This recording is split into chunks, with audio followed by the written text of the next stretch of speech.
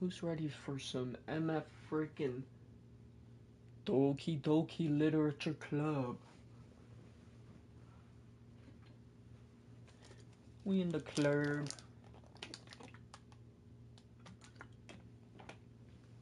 Getting jiggy with it.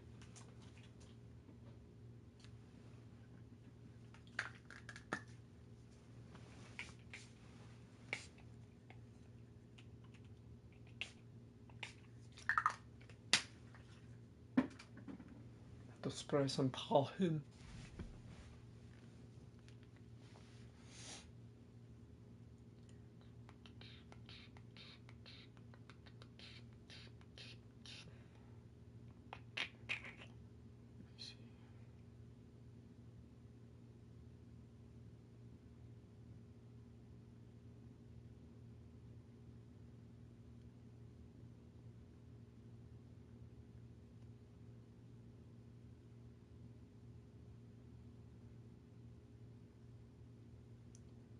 Hello?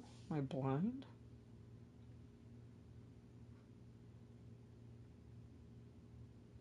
What?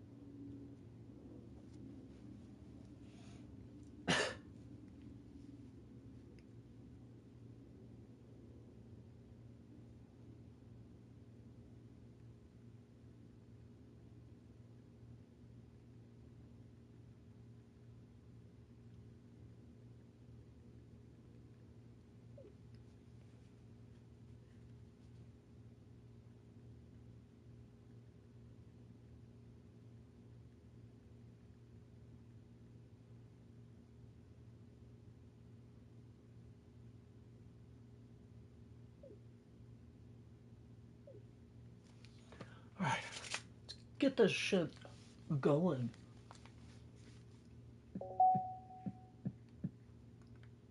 This is weird. Why is it like this? Metaverse. Hello?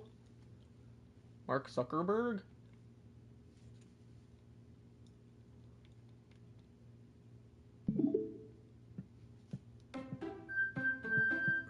That was bizarre.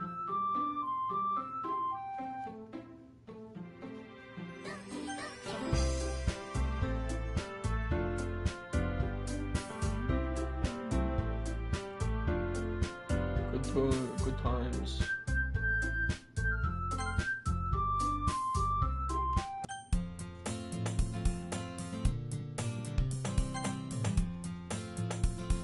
Another day passes and it's time for the club meeting already. Gotten a little more comfortable here over the past couple days. Entering the club room, the usual scene greets me. Hi, Sammy. Yo, Sayori. Looks like you're in a good mood today. Whoa, I couldn't read for a second. What the hell? I'm just still not used to you being in the club, that's all. I see. That's a pretty simple thing to get you in a good mood. But I guess it's always the simple things with you anyway. Speaking of which, I'm kinda hungry. Sure you are, big back. Will you come with me to buy Oh, I thought that said steak. Holy cow, whoa. Will you come with me to buy a snack? No thanks. That's not like you at all. I have my reasons. Why don't we take a look at your purse, Sayori? Why that, all of a sudden? No reason, really. I just wanted to look at it. Sayori... What is going on? Holy! I'm just struggling today. So, what is happening? Sayori nervously retrieves her coin purse. She fumbles with the latch and gets it open. Then she turns it upside down and lets its contents spill onto the desk. Only 2 small coins fall out. I knew it. I can see right through you, Sayori.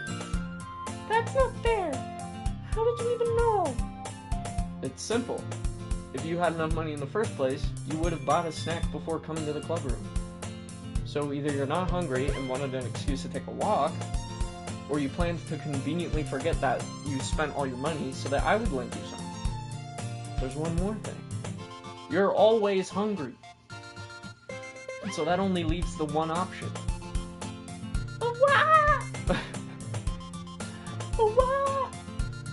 Whoa, whoa, whoa. I give up. Don't make me feel guilty. If you feel guilty, that means you deserve to feel guilty. That's not always true. Yuri suddenly giggles. Eh? Or no, it's me. Eh? I didn't notice that she was listening in. Her face is in her book, as always. I wasn't listening or anything. It was just something in my book. Yuri? Tell Sandy to let me borrow some money. That's... Don't get me involved like that, Sayori. Besides, you should only buy what you can reasonably afford. And frankly, after pulling a mischievous little stunt like that, your suffering is fair enough retribution.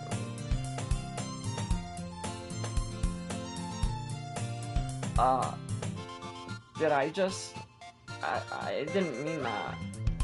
I got too absorbed in my book.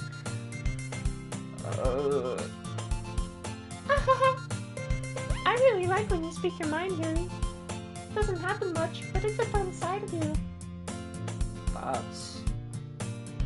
There's no way you could think that. You were right, though. I did something bad, and now I have to accept the revolution. Retribution. That. Still, coming from you, Sayori, I guess there's a little devil inside all of us, isn't there? Wow, Yuri, very edgy. Thank you for sharing. Don't let her fool you. Sayori knows exactly what she's doing. After all, she told you guys she was bringing me to the club before she even told me. But you wouldn't have come if it weren't for the cupcakes. So I had to trick Natsuki into making them. Come on, give me more credit than that, Sayori. Out of nowhere, something smacks Sayori in the face and tumbles onto the desk. Pwap! Yeah? I can't do that, it's too high. Ow. What was... a cookie? Sure enough, it's a giant cookie wrapped in plastic. Sayori glances around. Is this a miracle? It's because I paid my restitution. Retribution. Actually, that one almost worked. Or, actually, that one almost worked. Ahahaha. I was just gonna give it to you. But then I heard you blab about the cupcakes. It was totally worth seeing your reaction, though. Ahaha. Natsuki, that's so nice of you. I'm so happy. Sayori hugs the cookie. Jeez, just eat it. Sayori rapidly tears open the wrapper and takes a big bite. So good. Sayori suddenly clasps her hands over her mouth. I bit my tongue. You're going through a lot over just one cookie. Natsuki takes a bite of her own cookie. Yours looks really good too, Natsuki. Can I try it? Jeez, beggars can't be choosers. but yours is chocolate. Yeah, why do you think I gave you that one? Fine. Still, I'm really happy that you shared this one with me. Sayori gets out of her seat and goes behind Natsuki and wraps her arms around her. Gay! Ah, jeez. I get it. Cookie still in hand, Natsuki reaches up to nudge Sayori off of her. Oh! Sayori suddenly leans down and takes a bite out of Natsuki's cookie. And then Natsuki grabs her and flips her over her shoulder, and then pile drives her. Hey, did you seriously just do that? What the?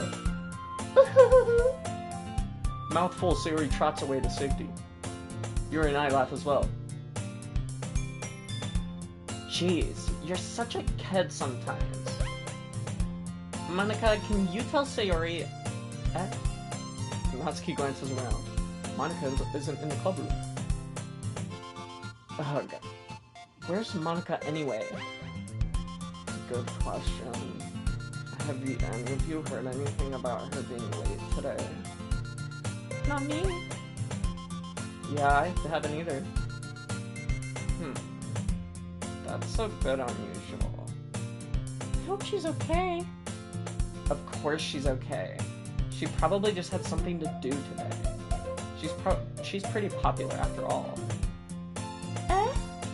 You don't think she has a... wait. Fuck, I lost your voice. I wouldn't be surprised. She's probably more desirable than all of us combined. That's just probably not true. That's true. I just said it's not. Excuse me? Suddenly, the door swings open. Sorry, I'm super sorry. Ah, there you are. I didn't mean to be late. I hope you guys weren't worried or anything. Monica chose the club over her boyfriend after all. You're so strong-willed. Boyfriend? What on earth are you talking about? Monica quizzically glances at me. Ah, never mind that. What held you up anyway? Ah, well, my last period today was study hall. To be honest, I kind of just lost track of time. Oh my god, you're studying periods. Go, girl boss. Go boss, pussy queen. Slay. To be honest, I kind of just lost track of time. Ah ha ha. That makes no sense though. You would have heard the bell ring at least. I must not have heard it since I was practicing piano. Piano? I wasn't aware you played music as well, Monica. I don't really. I kind of just started recently. I've always wanted to learn piano. That's so cool! You should play something for us, Monica. Monica looks at me. Maybe once I get a little bit better, I will. Yay! That sounds so cool! Or no, that's me. That sounds cool. I'd also look forward to it. Is that so? In that case, I won't let you down, Sammy. Monica smiles sweetly. I didn't mean any pressure or anything like that. Aha, don't worry. Or aha, ha, don't worry. I've been practicing a whole lot recently, and I'd really love the chance to share once I'm ready. I see. In that case, best of luck. Thanks. So, I didn't miss anything, did I? Not really. I choose to leave out Sayori's mischievous escapade. I'm sure Natsuki will end up complaining to her anyway. It looks like everyone has already settled down. Sayori somehow already finished her entire cookie. Yuri is back to her book, and Natsuki disappeared into the closet.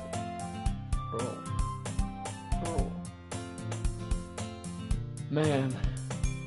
Looks like no one wants to be bothered today. I slumped down into the nearest desk. How am I supposed to occupy myself with something literature related by myself like this? Yeah, what am I supposed to do? Read a fucking book? I guess I could always read some of the book Yuri gave me. But I'm feeling a little too tired to read. probably fall asleep right now. I close my eyes and end up listening in on Sayori's conversation with Monica. We're probably gonna seem really lame compared. We're probably gonna seem really lame compared to all the other clubs, though. Well, we can't give up. The festival is our chance to show everyone what literature is all about. The problem is that the idea of a literature club sounds too dense and intellectual. But it's not like that at all, you know. We just need a way of showing that to everyone. Something that speaks to their creative minds.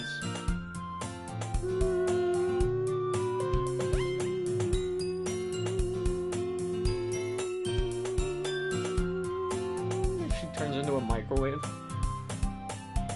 That doesn't solve the problem, though. Why are you a microwave? Even if we come up with the most fun thing ever, nobody will come in the first place if it's a literature event. So it's more important to figure out how to get people to show up in the first place, you know? And after they come, we can do the thing to speak to their creative minds. What's this? Sayori is taking this really seriously. It's rare to hear her deliberating like this. Huh, that's a good point. In that case, do you think food will do the trick? What kind? Well, I guess we could... Cupcakes! Ah ha ha, good thinking. Natsuki would love to do that. Oh, you're right! Natsuki makes the best cupcakes. That works out perfectly. That wasn't why you suggested it. Cupcakes speak to my creative tummy. Cupcakes it is then. Big bag. I'm hungry. Anyway, we still need to work out the details of the event itself.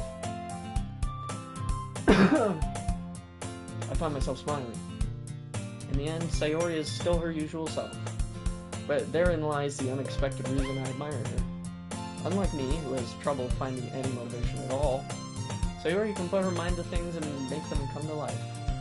I suppose that's why I ended up letting her get on my case about things. I can't help but wonder what it would be like to see the world through her eyes. What? Or no, that's me. What? I opened my eyes to find Sayori's face filling my vision. I nearly fall out of my chair. Sorry. Wait. Actually, I'm not sorry at all. It's your fault for sleeping like that. This isn't a napping club.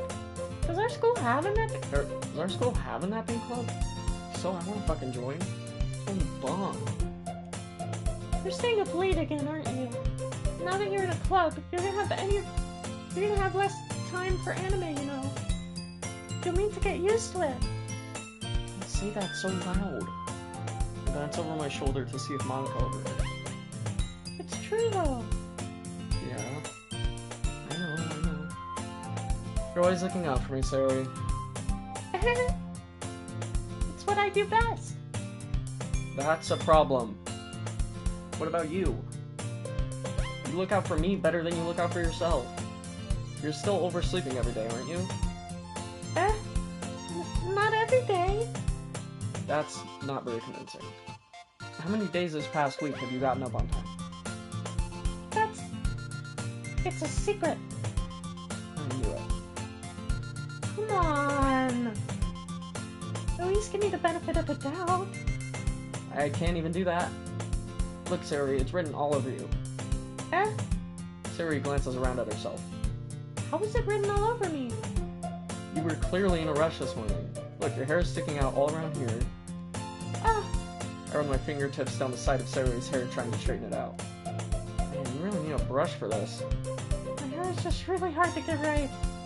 I won't fall for that. There's more than just your hair.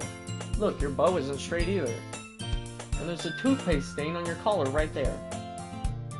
I try to wipe off the stain with my finger. But nobody would ever notice that. Of course they would. Nobody's gonna tell you about it because they don't want to embarrass you. Fortunately, I really don't care about that. Hey, you meanie. And you don't even keep your blazer buttoned up. Seriously, Sayori? Why do you think you don't have a boyfriend yet? God. Relax!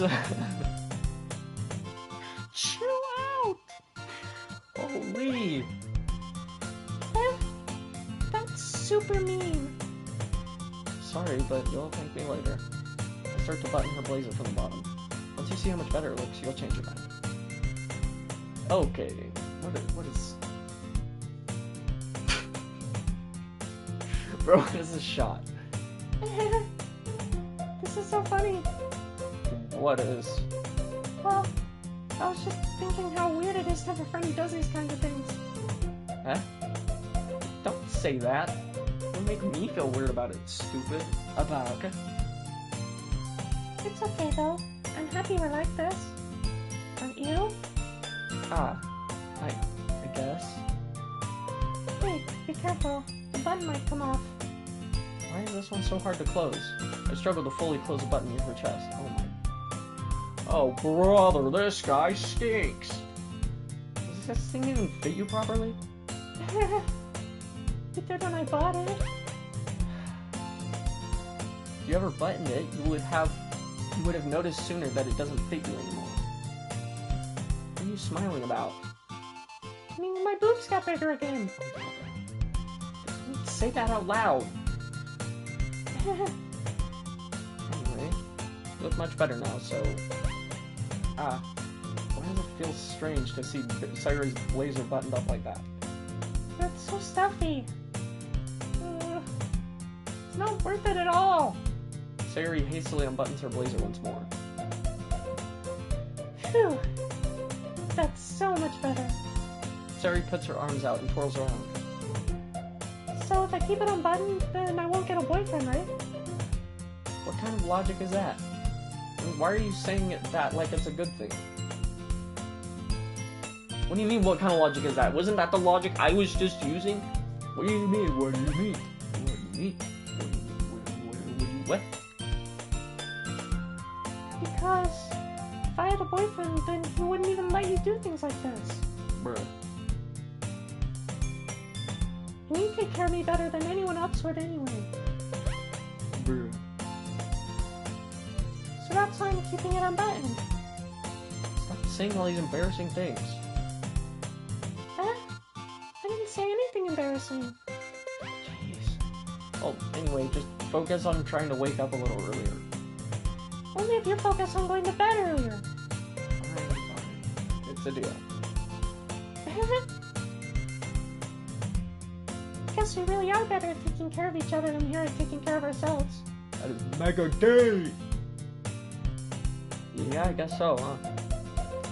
So maybe you should come wake me up in the morning. You're doing it again, Sayori. Aw, but I was joking that time.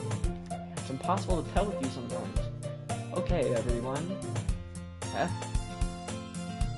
Monica suddenly calls out, "Why don't we share the poems you wrote now?" Yay! Sammy, I can't wait to read yours. Yeah, same. I failed to sound enthusiastic, but Sayori still trots away to retrieve her poem.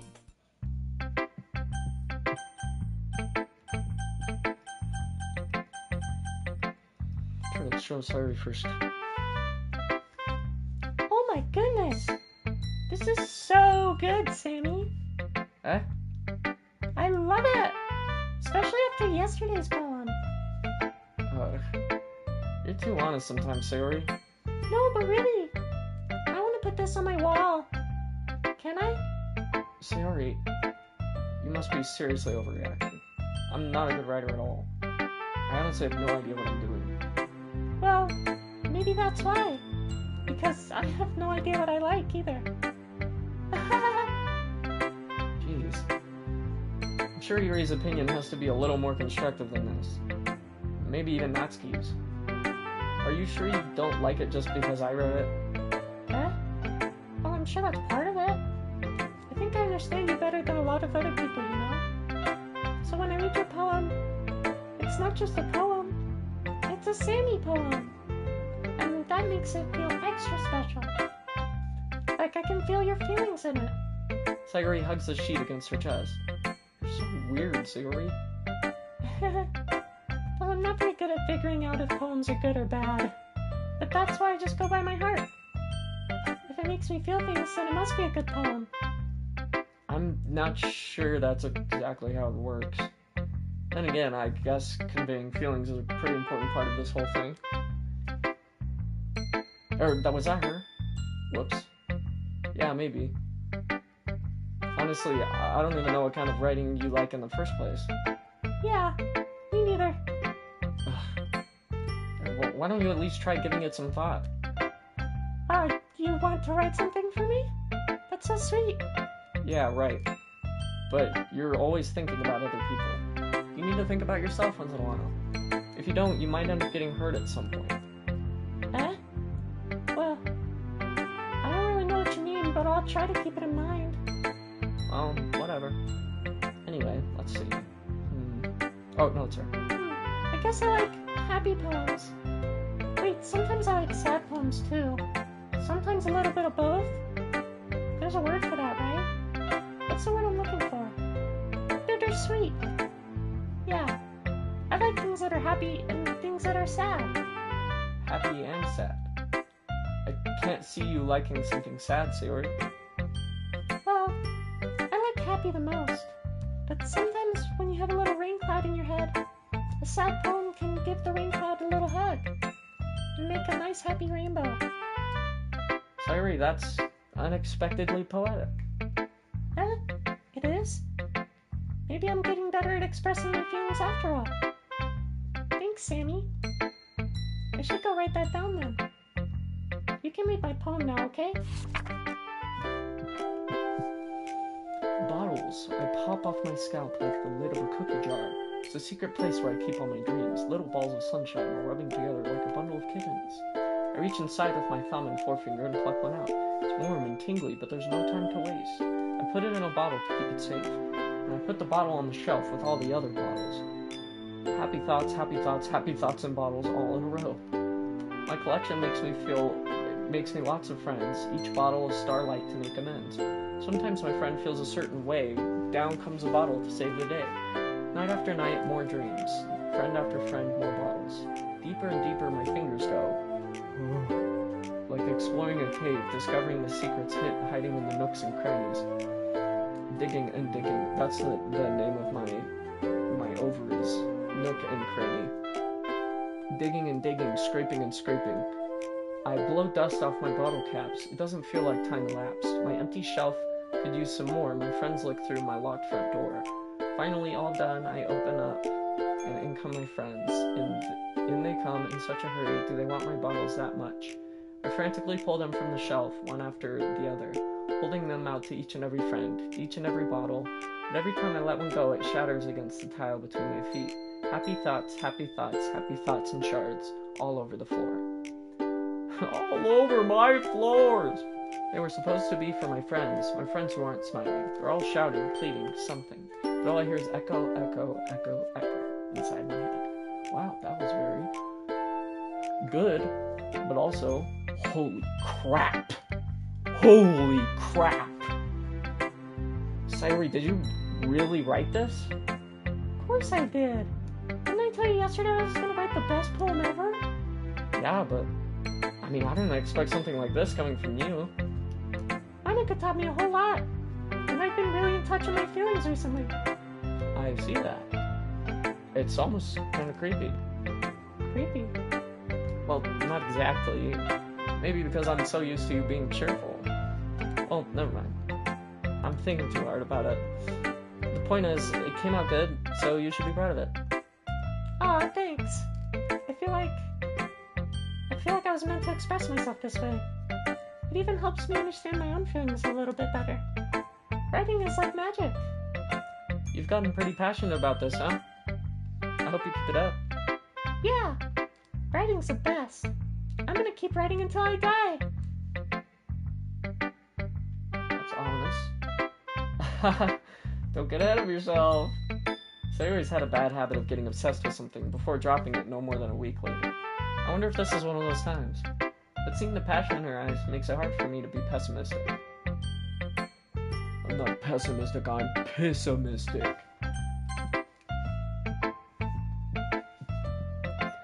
Let's see what you have written for today. Well done, Sammy. Your skills are already improving. Really? Thanks, Yuri. Coming from you, that means a lot. It's nothing. I'm just happy to help inspire fellow writers.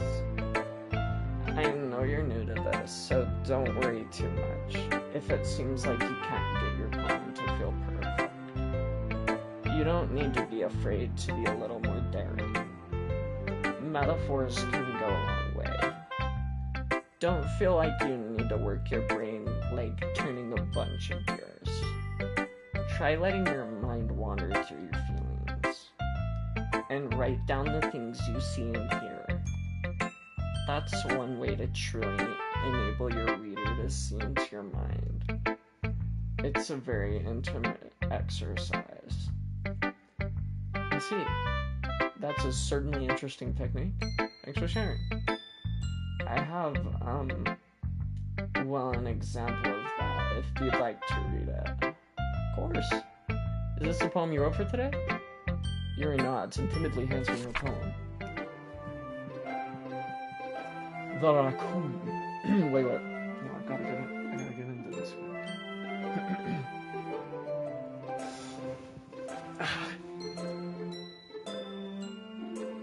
The raccoon. It happened in the dead of night, while I was slicing bread for a guilty snack. My attention was caught by the scattering of a raccoon outside my window. That was, I believe, the first time I noticed my strange tendencies as an unordinary human. I gave the raccoon a piece of bread, my subconscious well aware of the consequences, well aware that a raccoon that is fed will always come back for more. The enticing beauty of my cutting knife was the symptom, the bread, my hungry curiosity, the raccoon, and the moon increments its phase and reflects that much more light off of my cutting knife. The very some light that glistens in the eyes of my raccoon friend. I slice the bread, fresh and soft. The raccoon becomes excited. Or perhaps I'm merely projecting my emotions onto the newly satisfied animal. The raccoon has taken to following me. We could say that we've gotten quite used to each other. The raccoon becomes hungry more and more frequently, so my bread is always handy. Every time I brandish my cutting knife, the raccoon shows me its excitement. A rush of blood, classic Pavlovian conditioning. I slice the bread, and I feed myself again. Beautiful. Beautiful! I was a little more daring with this one than yesterday's. I can see that. It's a lot more metaphorical. I don't know if it's my fault, but I can't begin to imagine what this poem is about. That's right. It's a bit closer to my preferred writing style. Using the poem as a canvas to express vivid imagery and conveying emotions through them. Yeah, if I take it at face value, then I can't even figure out what it's supposed to mean. Well, I think it's something that different people can relate to in their own way. I wanted to express the way it feels for me to indulge in my more unusual hobbies. It's those sorts of things I'm usually forced to keep to myself, so I sometimes enjoy writing about them. Why do you keep them to yourself? Because they're embarrassing, and people would make fun of me. Don't you have anything like that, Sammy? Well, yeah, I guess I do. I feel like everyone has a little something like that. The best we can do is respect each other and our individualities. Even if it's difficult sometimes, and some things make us uncomfortable. After all, if I hadn't learned to embrace my own weirdness, I would probably hate myself. I might be ranting a little bit now, but I'm glad that you're a good listener.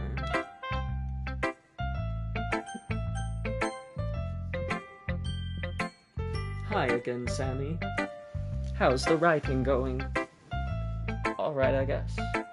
I'll take that. As long as it's not going bad. I'm happy that you're applying yourself. Maybe soon you'll come up with a masterpiece. I wouldn't count on that. You never know. Want to share what you wrote for today? Sure, here you go. I give my poem to Monica. Alright. I like this one. It makes me think of something Sayori would like. Is that so?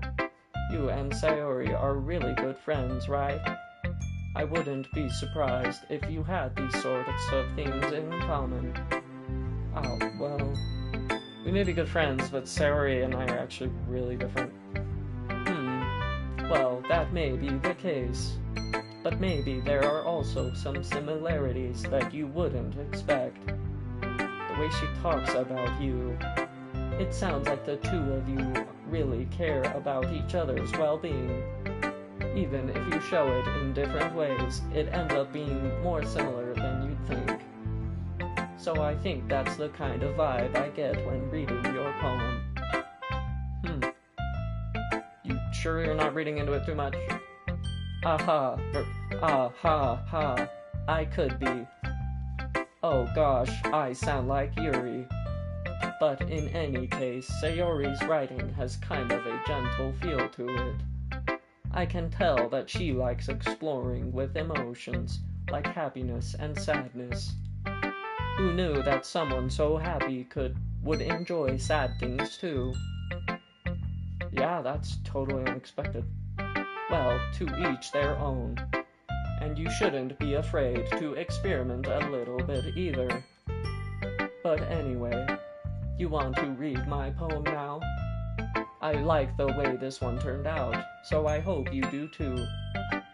Alright, let's take a look. Save me. Oh. The colors, they won't stop. Bright, beautiful colors, flashing, expanding, piercing, red, green, blue, an endless cacophony of meaningless noise. The noise, it won't stop. Violent, grating waveforms, squeaking, screeching, piercing. Sine, cosine, tangent, like playing a chalkboard on a turntable, like playing a vinyl on a pizza crust. An endless poem of meaninglessness. Load me.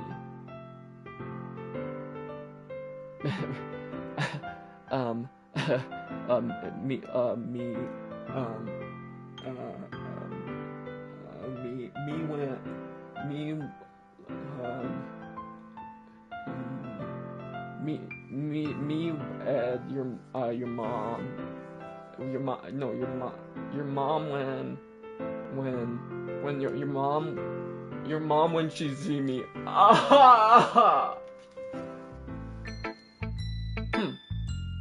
It's even more abstract than your last one, huh? Was that bit worth it, guys? You think that was a good one?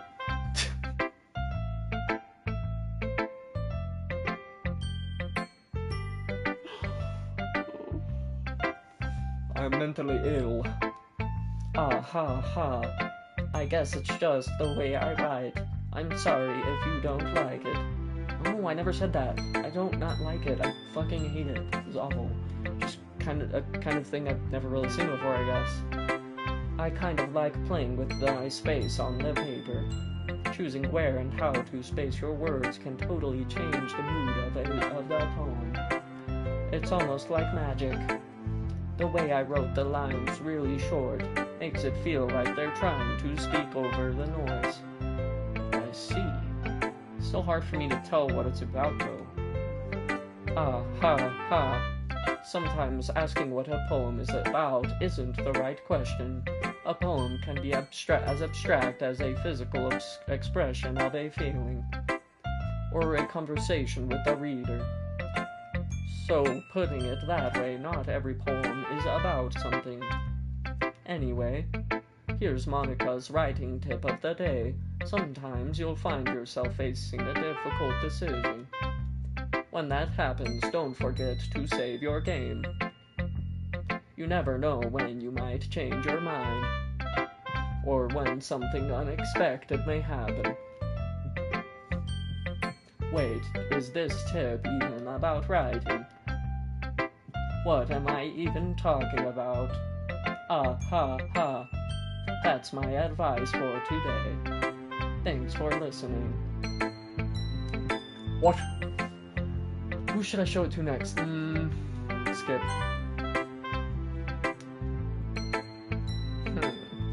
Well, it's not terrible, but it's pretty disappointing after your last one. Then again, if this one was as good as your last one, I would be completely pissed. Well, I guess I wanted to try something a little different this time. Fair enough. You're still new to this, so I wouldn't expect you to find your style right away. Come to think of it, this kind of reminds me of Sayori's poem from yesterday. Eh? You think so? Yeah, well, I guess if you've been friends with her for so long, you might be on the same wavelength. But you never really struck me as her type. Sayori has a type all of a sudden? Well, I don't know, but honestly, how can someone so, fluffy spend so much time with someone like you? It's like she's dragging around a dead weight. Well, golly, thanks. Ugh, that was a little unnecessary. Oh, fuck.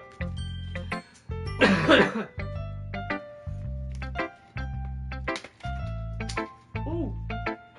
Apparently you're supposed to drink liquids, not swallow, or not inhale them. Fun fact. That's my writing tip of the day.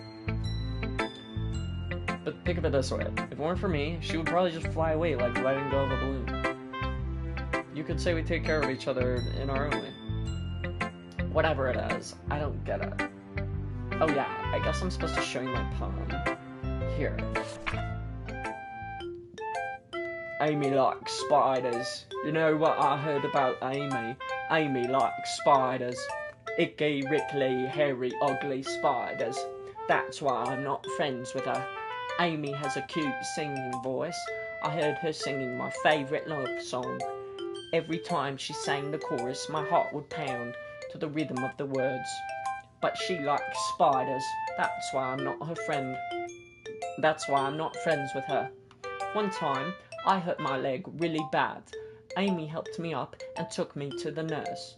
I tried not to let her touch me. She likes spiders, so her hands are probably gross. That's why I'm not friends with her. Amy has a lot of friends. I always see her talking to people.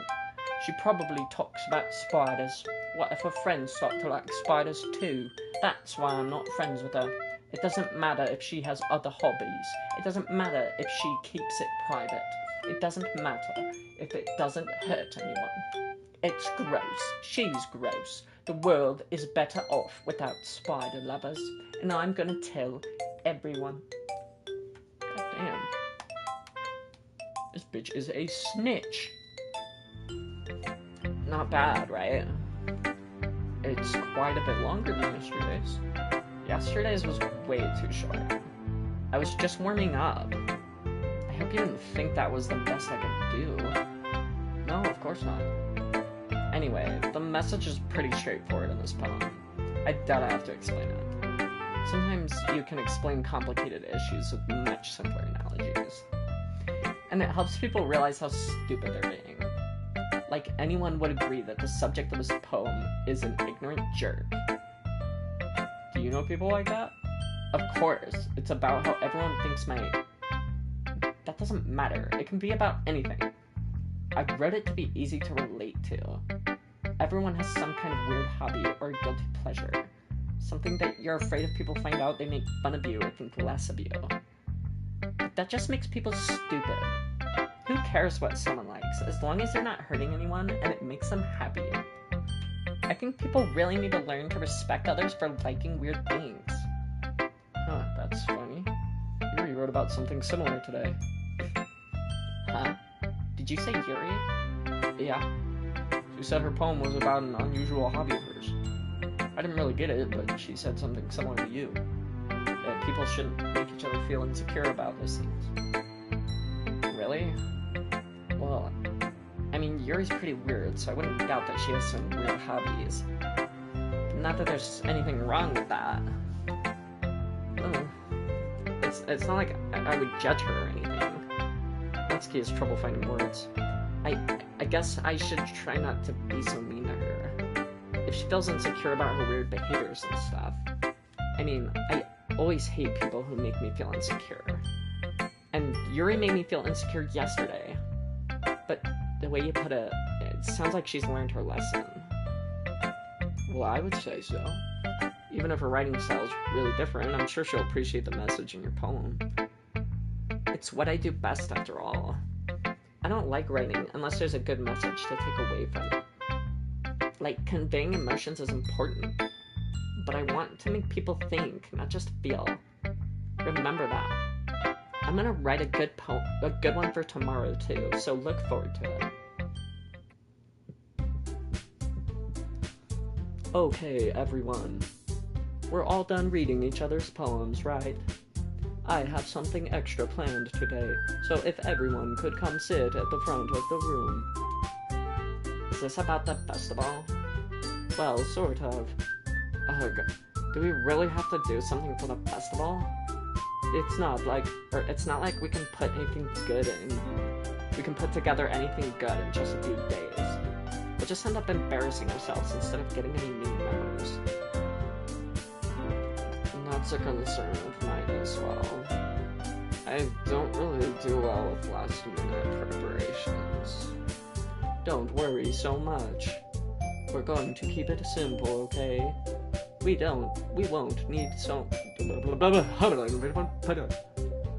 won't need much more than a few decorations. Sayori has been working on posters, and I've designed some pamphlets we can give out during the event. Okay, that's great and all, but that doesn't tell us what we're actually going to be doing for the event. Ah, sorry, I thought you heard about it already. We're going to be performing. Performing? Monica... Yeah, we are going to be having a poetry performance. Each of us are going to choose a poem to recite during the event. But the cool part is, we're also going to let anyone else come up and recite poems too. Sayori's putting it all on the posters. Putting it on all the posters in case anyone wants to prepare ahead of time. Sayori, Sayori, who's been coloring the poster, holds it up for us to see. Are you kidding me, Monica? You didn't already start putting those posters up, did you? Well, I did. Do you really think it's that bad of an idea? Oh, no. It's not a bad idea. But I didn't sign up for this, you know? There's no way I'm going to be performing in front of a group of people like that. I agree with Natsuki. I could never, in my life, do something like that. Imagining it, Yuri shakes her head in fear. Guys? No, Sayori. I understand where they're coming from. Remember that Natsuki and Yuri have never shared their poems with anyone until just a couple days ago. It's a lot to ask for them to recite their poems out loud to a whole room full of people. I guess I kind of overlooked that. So I'm sorry. But I still think we should give it our best. We're the only ones responsible for the fate of this club. If we start the event and each put on a good performance, then it will inspire others to do the same. Ow! You poked me in the fucking eye! And the more people who perform, the better we'll be able to show everyone what literature is all about. Yeah, it's about expressing your feelings, being intimate with yourself, finding new horizons, and having fun. That's right. And it's those reasons that we're all in this club today.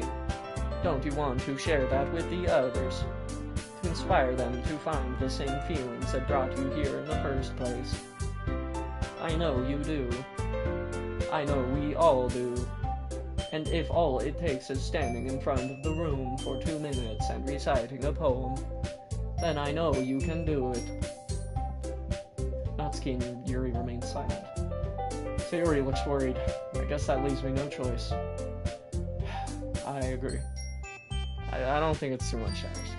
think that Sayori and Monica have been trying really hard to get new members. The least we can do is help them out a little bit. Well, maybe, but it looks like Natsuki doesn't have any arguments left. Okay, fine. I guess I'll just have to get it over with. Right. Oh, right! Phew. Thanks, Natsuki. What about you, Yuri? Yuri dejectedly glances around at everyone else's expectant faces. I guess I don't really have a choice.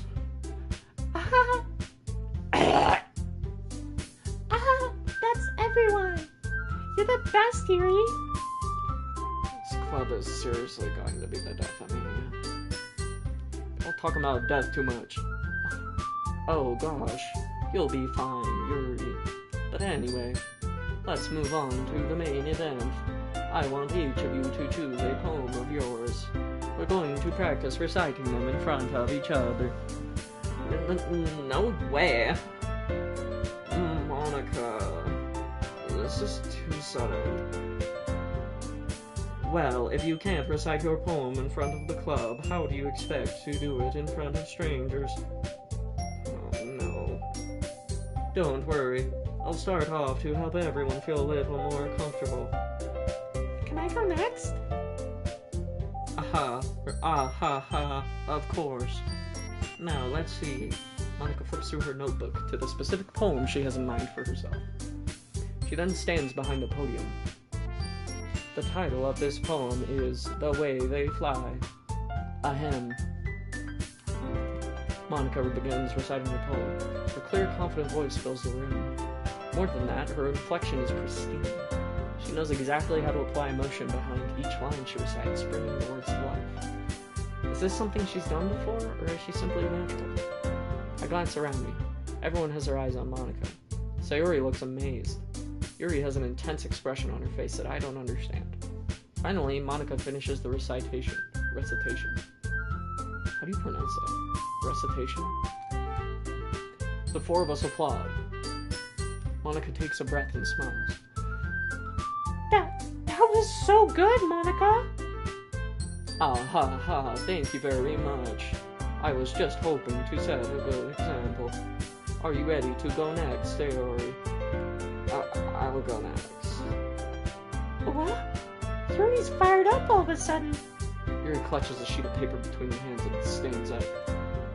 She backflips several times until she lands directly behind the podium in a full split. Keeping her head down, she walks quickly over to the podium. This poem is called... Yuri anxiously glances at each of us. You can do it, Yuri.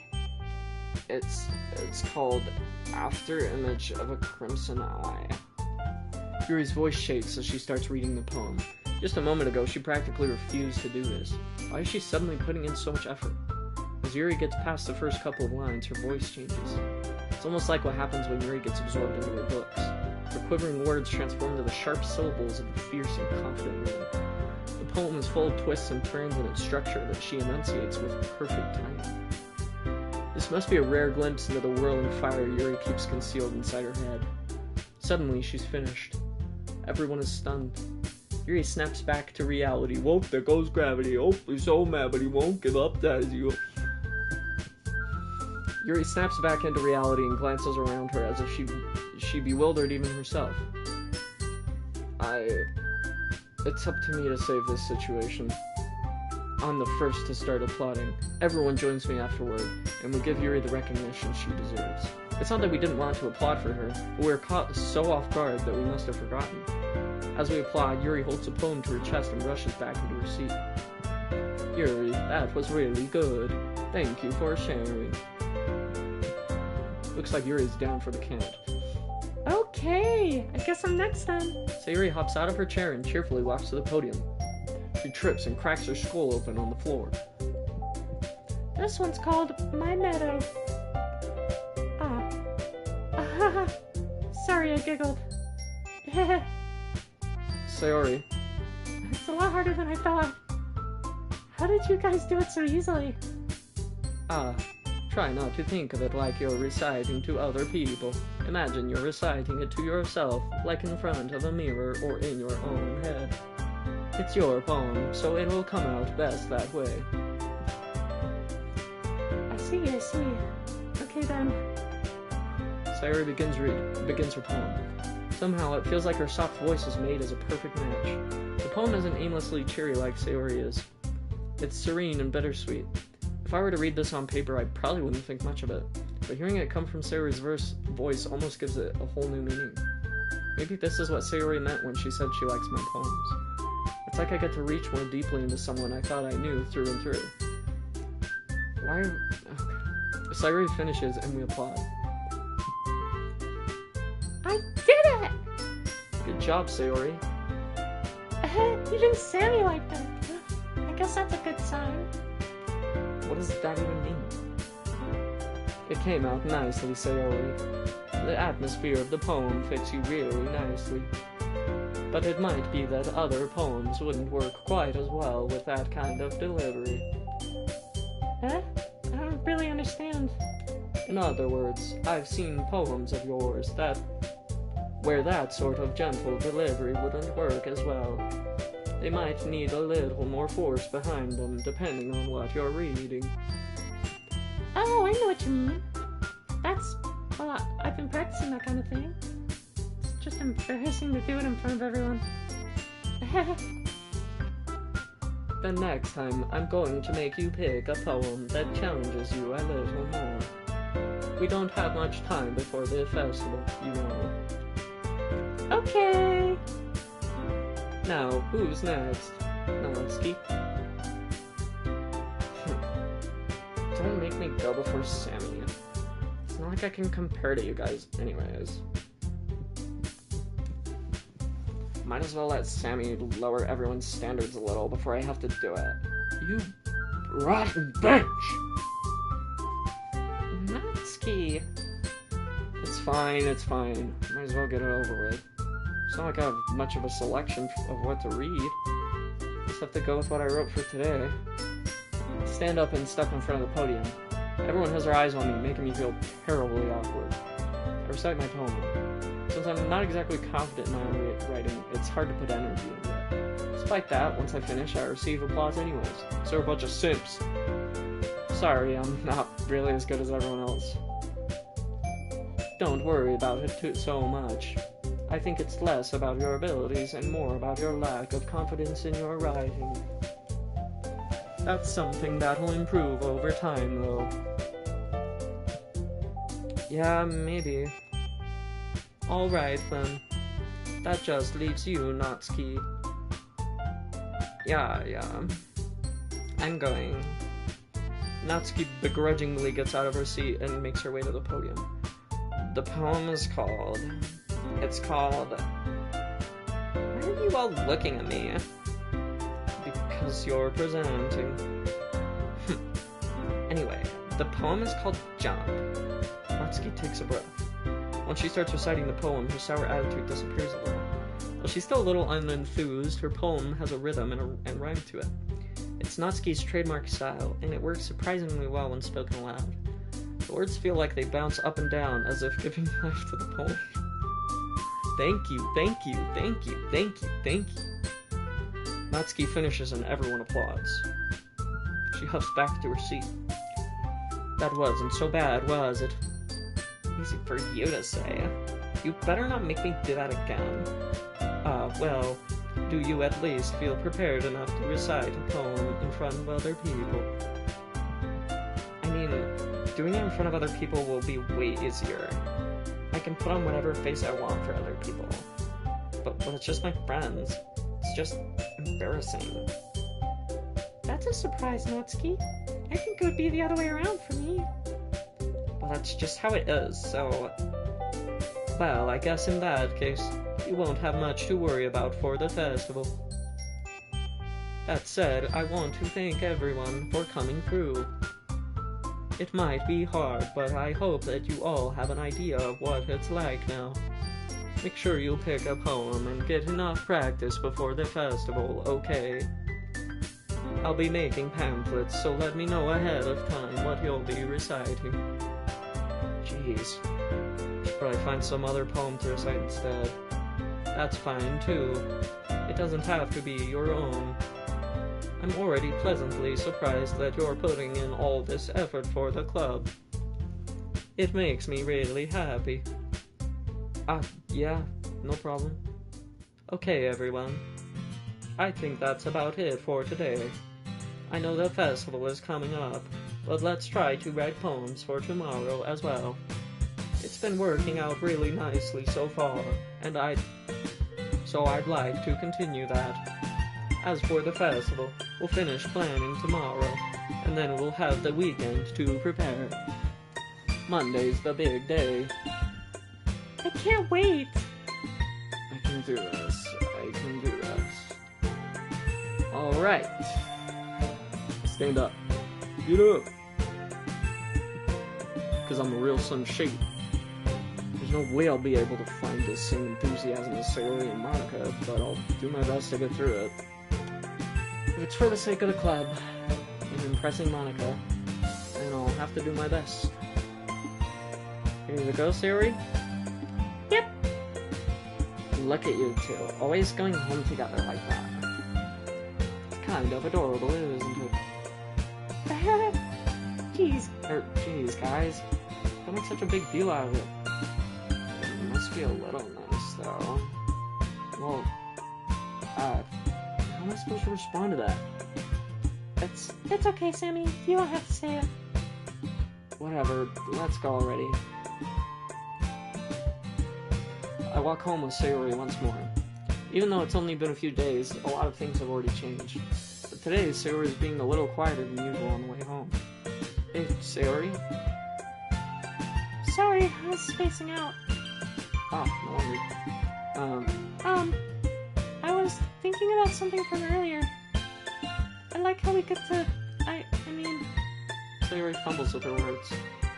So, let's just say that one day, Yuri has to walk home with you. Huh? What would you do? What kind of question is that? Kind of putting me on the spot here. Well... I'll walk home with Yuri. Walking home with Yuri, huh? Why does the thought of that make my heart pound? I mean, you know how hard it is for her to socialize. I would feel awful turning her down, so... Isn't she so beautiful and smart? That has nothing to do with what I just said. You admitted it! Jeez. There's not even any point in speculating something that's never going to happen. Well, maybe. I just like to think about it. It's not long before you won't need me anymore, you know? Need you? Sayori? I can't figure out how you're seeing things in your head right now. Sorry. Everyone is different. Nobody in the club is a replacement for you. If you say so. The conversation trails off and I'm left feeling awkward. It was kind of her fault for trapping me with such a weird question. I can't just lie to her. If there's something that makes her happy, I would hate to take that away from her. That's why I said there's no point in speculating. Then again, the festival's only a few days away. Who knows what will happen in that time? Me! I do.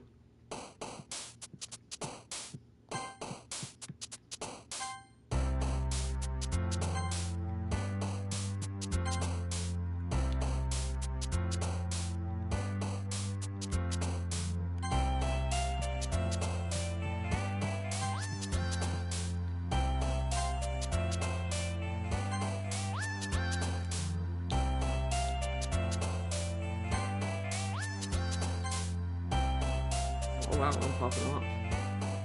I know my girl. I know my girl. I know her. Ah-ha.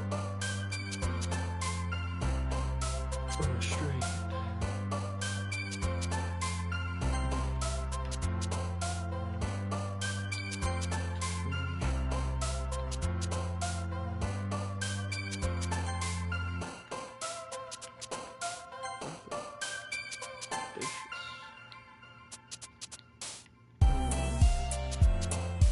Skipping. Entropy. Hiccup. Desire. Disarray. Disarray or data array? Ha! That's a knee slapper. Oh man, I'm the last one here again. Don't worry, I just walked into. Were you practicing piano again? Yeah. Ha ha. Ah ha ha. You must have a lot of determination. Starting this club and now picking up piano. Well, maybe not determination, but I guess passion. Remember that the club wouldn't be here if it wasn't for all of you. And I'm super happy that you're all willing to help out for the festival too. Would you guys believe me if I said that's the hardest voice for me to do?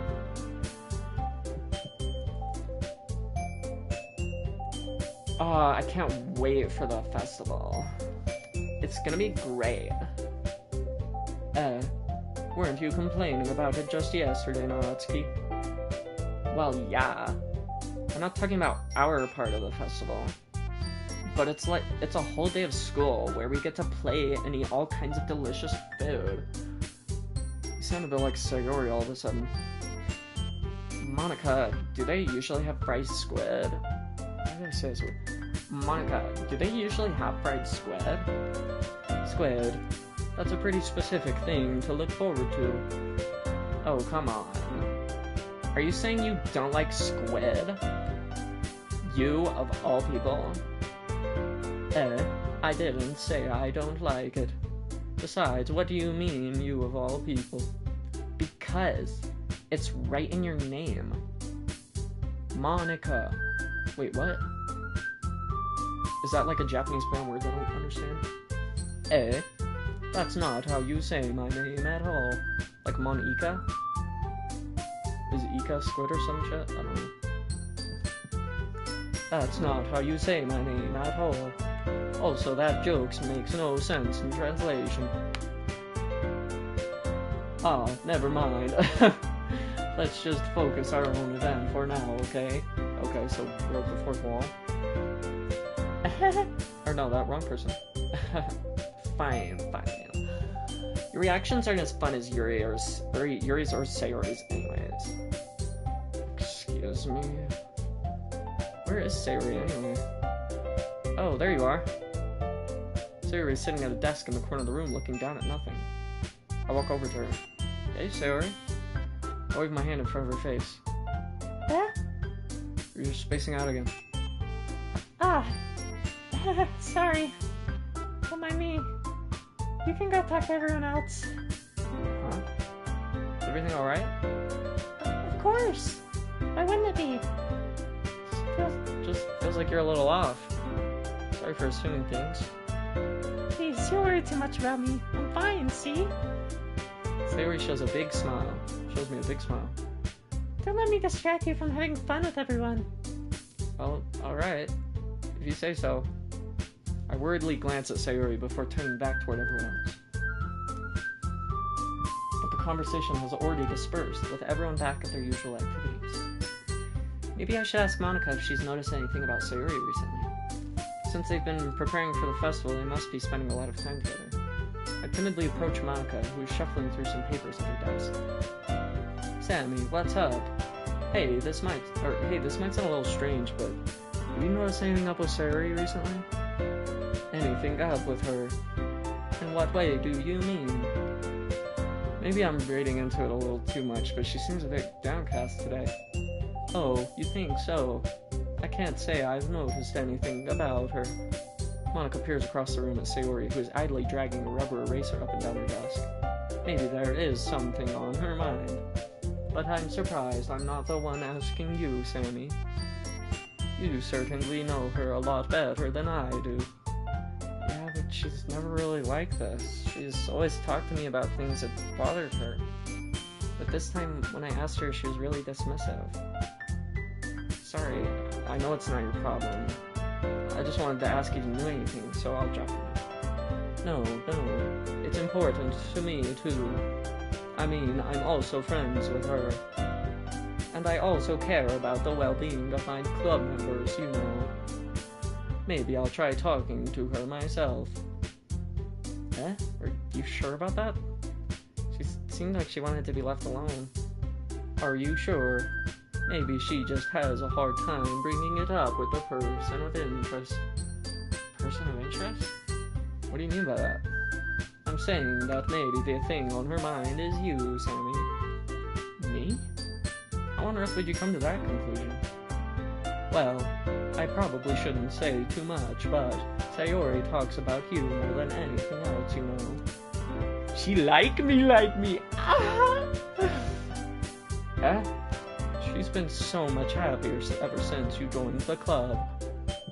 It's like an extra light was turned on inside of her. What? No way. Sayori is always like that. She's always been full of sunshine. It's not any different now than it always has been. Heh. You're so funny, Sammy. Have you thought that maybe you've always seen her as so cheerful, because that's just how she is when she's around you? Ah, I said too much. I'm sorry, what do I know anyway? I didn't mean to jump to conclusions, so you should just forget about what I said. I'll try talking to her, so try not to think about it for now. Alright. Monica smiles meaningfully. I know she said to forget about it, but I already know that I won't be able to get her words out of my head. Monica stands up from her desk and walks across the room to where Sayori is sitting. I watch her kneel down next to Sayori and gently talk to her, but she's keeping her voice so quiet that I can't hear her from here. I sigh and sit myself down. I know Sayori told me not to worry about her and to have fun with everyone else, but that's impossible to do when she's behaving like this. Exactly how much do I care about her that I'm letting this weigh me down so much? Now it feels like I'm the one behaving out of the ordinary. There's nothing I can do besides wait for Monica. Hey, yo. Eh? I look up to see Natsuki next to me. Are you just gonna sit there and keep staring at nothing? There isn't that much time, so... Oh, sorry. I didn't mean to make you worry or anything. It's not like I'm worried. I was just... Natsuki glances down at her side. She's holding a volume of manga in her hand. That's right. Something just came up for a minute, but we can get started now. I won't make you wait any longer. Jeez, now you're making me feel like a jerk. If something's bothering you, then you can just tell me tell me to leave you alone, and I will. I mean, assuming you didn't feel like talking about it or anything. She practically mumbles that last part. No, I'm probably making it seem like a bigger deal than it is. I've just been thinking about Sayori, that's all. Sayori? Thinking about her? Yeah, she seems pretty down today, but she didn't want to admit it to me. So I can't help but wonder if something happened to her. Oh, Natsuki. Well, first of all, you should really work on your phrasing. But anyway, you're her best friend, right? Yeah, I guess so. Yeah. Then in that case, I think you should trust her a little more. If she needed you, then you would be the first person she would go to, right? Well, I guess that's true.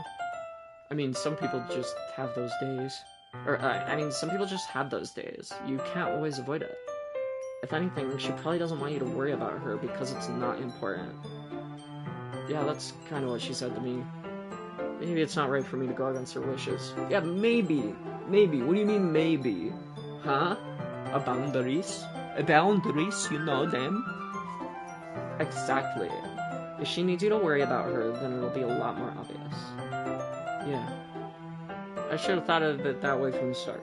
Natsuki fiddles with the book she's holding in her hands. She really means a lot to you, doesn't she? Don't get the wrong idea or anything.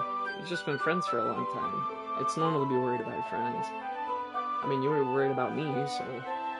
I was not. Jeez, if you're fine, then let's hurry and get started already. Yeah. Okay, everyone. After some time passes, Monica calls out to the club room. Why don't we share our poems now? Before I know it, everything is back to normal.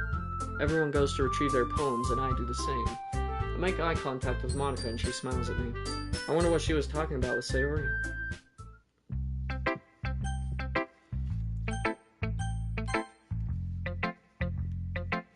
My wife. This is wonderful. I can feel the emotion that you poured into it. Is this the result of trying what I suggested yesterday? Yeah, I guess so. You did a good job explaining. I really wanted to try giving him more feeling. Yuri visibly swallows.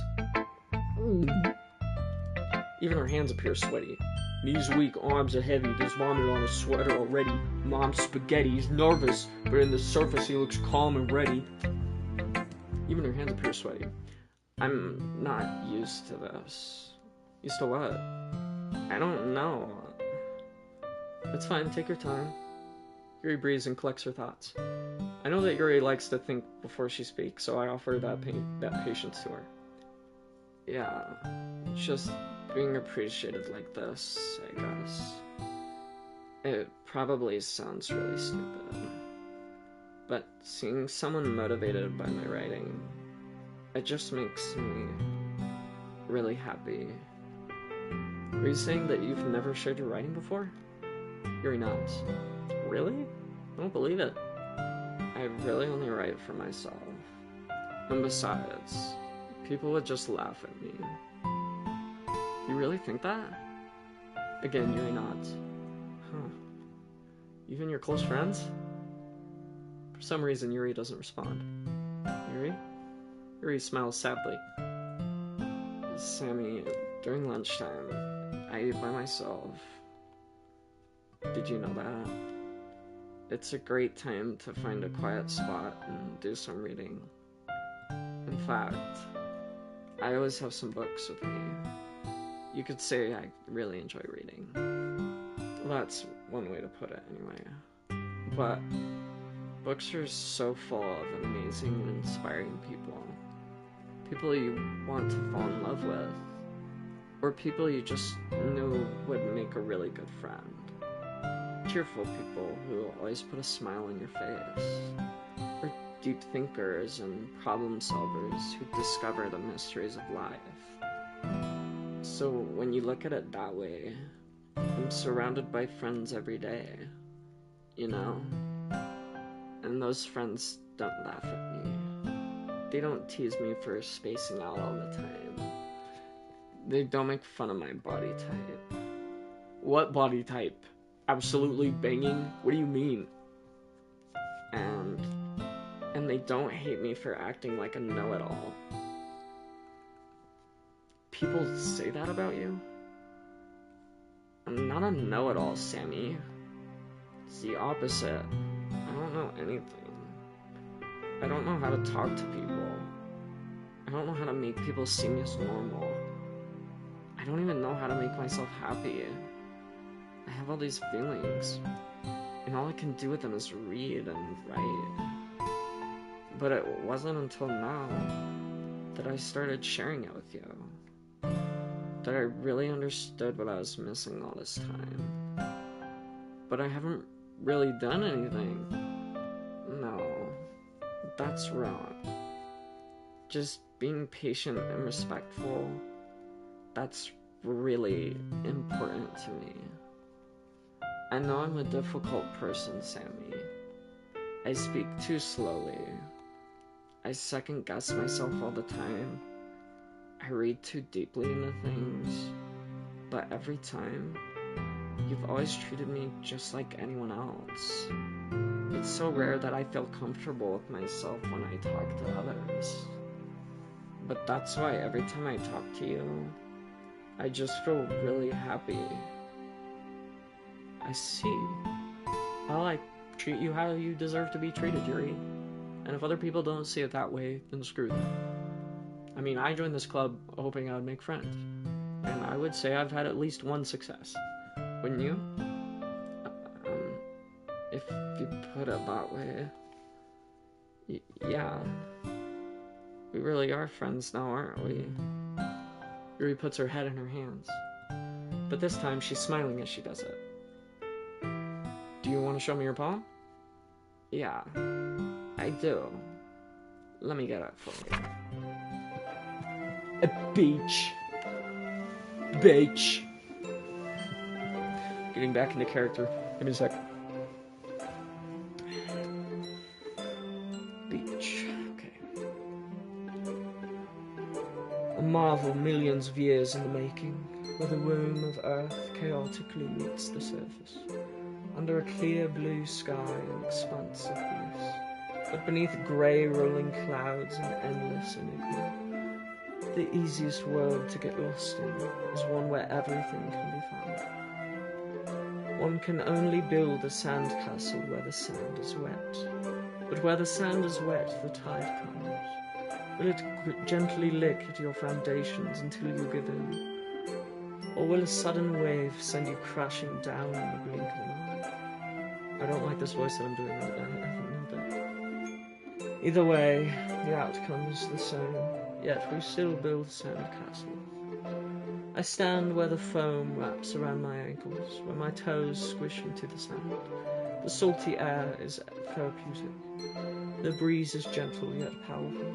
I sink my toes into the ultimate boundary line, tempted by the foamy tendrils. Turn back and I abandon my peace to erode at the shore.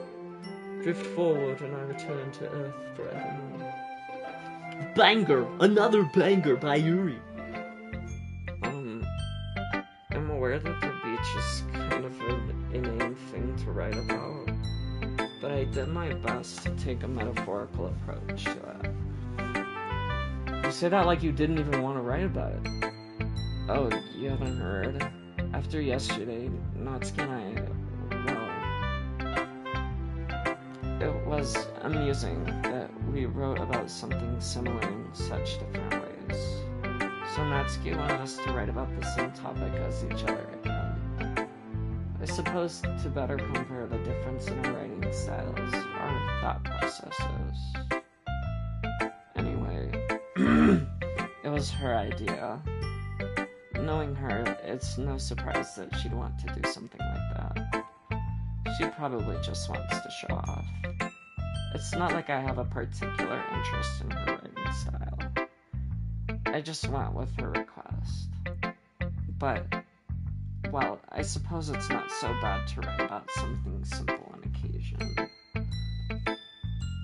I suppose. It can be refreshing, you know? It's good for me to calm my thoughts once in a while. Yeah, I think I agree. Thanks for sharing. Next.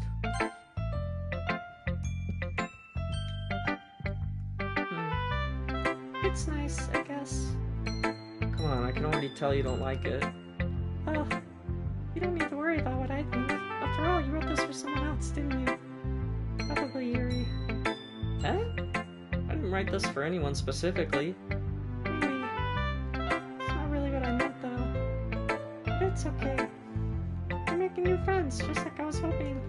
It makes me really happy. And you're happy too, right? In this club? In the Clurb? Well, of course I am. Good. That's all that matters to me. Thank you, Sammy. Sorry. Is there something wrong? Huh? No, nothing. I'm just a little tired today. Alright. Just tell me if you need anything. Oh well. Don't worry about me, okay? You can go play with everyone else now. If you insist. Yay! I'm gonna go home a little bit early today. Sayori? Tell Monica I wasn't feeling well, okay? See you tomorrow. Before I can say anything else, Sayori cheerfully walks out of the classroom, humming to herself. I'm getting bad juju. Bad juju. Big bad juju. Oh man. This is seriously a step backwards. Eh? I liked your last two way better than this one. I mean, I guess I can't be mad at you for trying different things. As long as you're not just trying to impress Yuri or something like that. Gross. Okay. Like you said, I'm allowed to try new things. Why are you so emotionally invested in my poems anyways? Isn't that more of a compliment to me? No. Gross. It's not like I care. It's just that one of us in this club has to make sure you're not slacking off. Really? Well, what if you ended up just scaring me away? That's, It's not like you would actually do that. Yeah, you're right. It's kind of fun hanging out here, even if I have to put up with you. Natsuki's elbow connects with my stomach.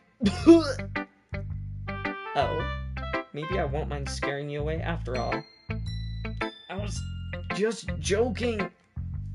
Oh, I know. Don't worry, I was too. How the hell do you call that a joke? But you elbowed me in the stomach. That seriously hurt. Well, maybe it was funny to her. I guess that's kind of the point. I should really just watch my mouth around Natsuki. Anyway, Natsuki holds her poem out to me like nothing even happened. I'll be your beach. Your mind is so full of troubles and fears that diminished your wonder over the years. But today I have a special place, a beach for us to go, a shore reaching beyond your sight, a sea that sparkles with brilliant light. The walls in your mind will melt away before the sunny glow. I'll be the beach that washes your worries away. I'll be the beach that you daydream about each day. I'll be the beach that makes your heart leap in a way you thought had left you long ago. Let's bury your Let's bury your heavy thoughts in a pile of sand, bathe in the sunbeams and behold my hand. Wash your insecurities in the salty sea, and let me see you shine. Let's leave your memories in a footprint trail, set your fray in my windy sail. And remember the reasons you're wonderful when you press your lips to mine. I'll be the beach that washes your worries away. I'll be the beach that you daydream about each day. I'll be the beach that makes your heart leap in a way you thought had left you long ago. But if you let me be your side, your own beach, your own escape, you'll learn to love yourself again. Yeah. I felt like I kept writing about negative things, so I wanted to write something with a nice message for once. Also, why did you read it like that? Besides, the beach is awesome. Kinda hard to write anything negative about the beach. Let's go to the beach, bitch. Well, Yuri's take on it was a little more solemn. Well, that's... Jeez, she better not have said anything bad about mine. After all, she was the one who wanted us to write about the same topic. Ugh, you can really see her doing that too.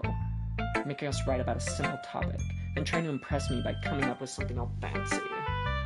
It's not like I care. I just did it anyway. I mean, I guess mine ended up being kind of metaphorical too. But there's nothing wrong with doing that once in a while. At the very least, it was a good practice. Who shall I pull to next? Hi, Sammy. Have you thought about what you want to submit to perform at the festival? Well, being in this club is one thing, but performing in front of a bunch of people, I'll have to give it some more thought. Okay, no pressure. But whatever you do, I'm sure it will turn out great. It would also make me happy to see. Ah, ha, ha. Anyway, let's take a look at today's poem. Sure. I'll let Monica take the poem I'm holding in my hands. Great job, Sam. I was going, oh, in my head while reading it. I was going, oh, 1, 1, oh, oh, oh, oh, 1, oh, 1, 1, oh.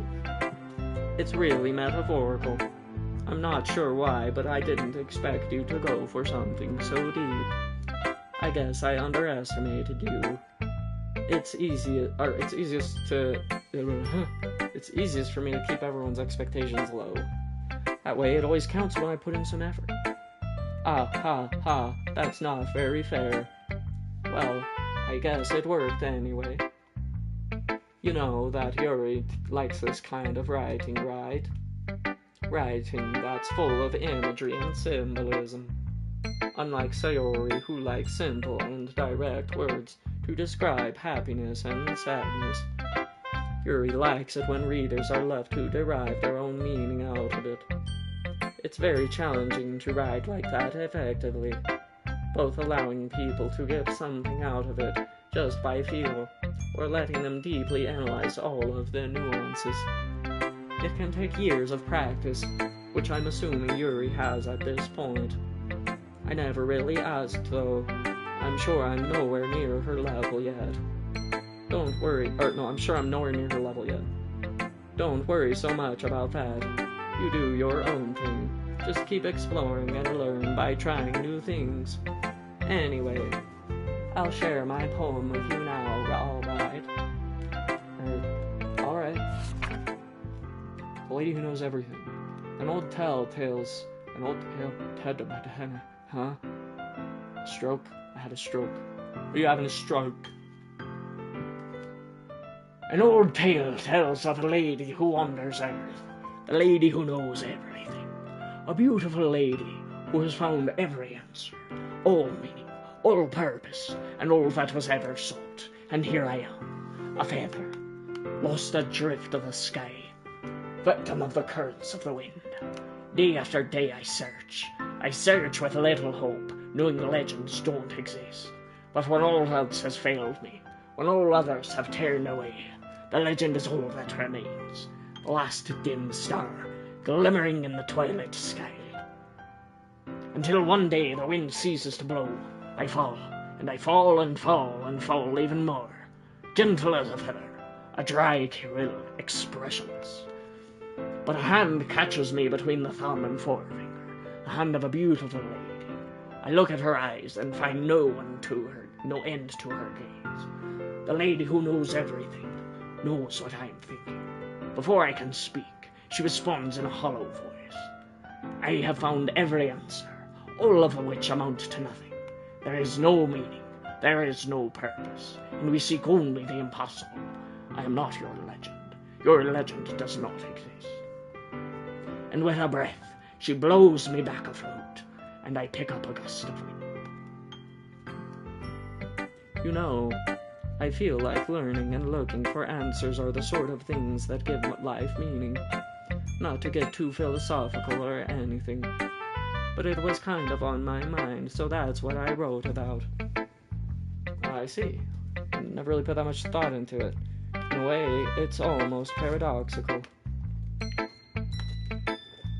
Because if we had all the answers, wouldn't the world start to lose its meaning?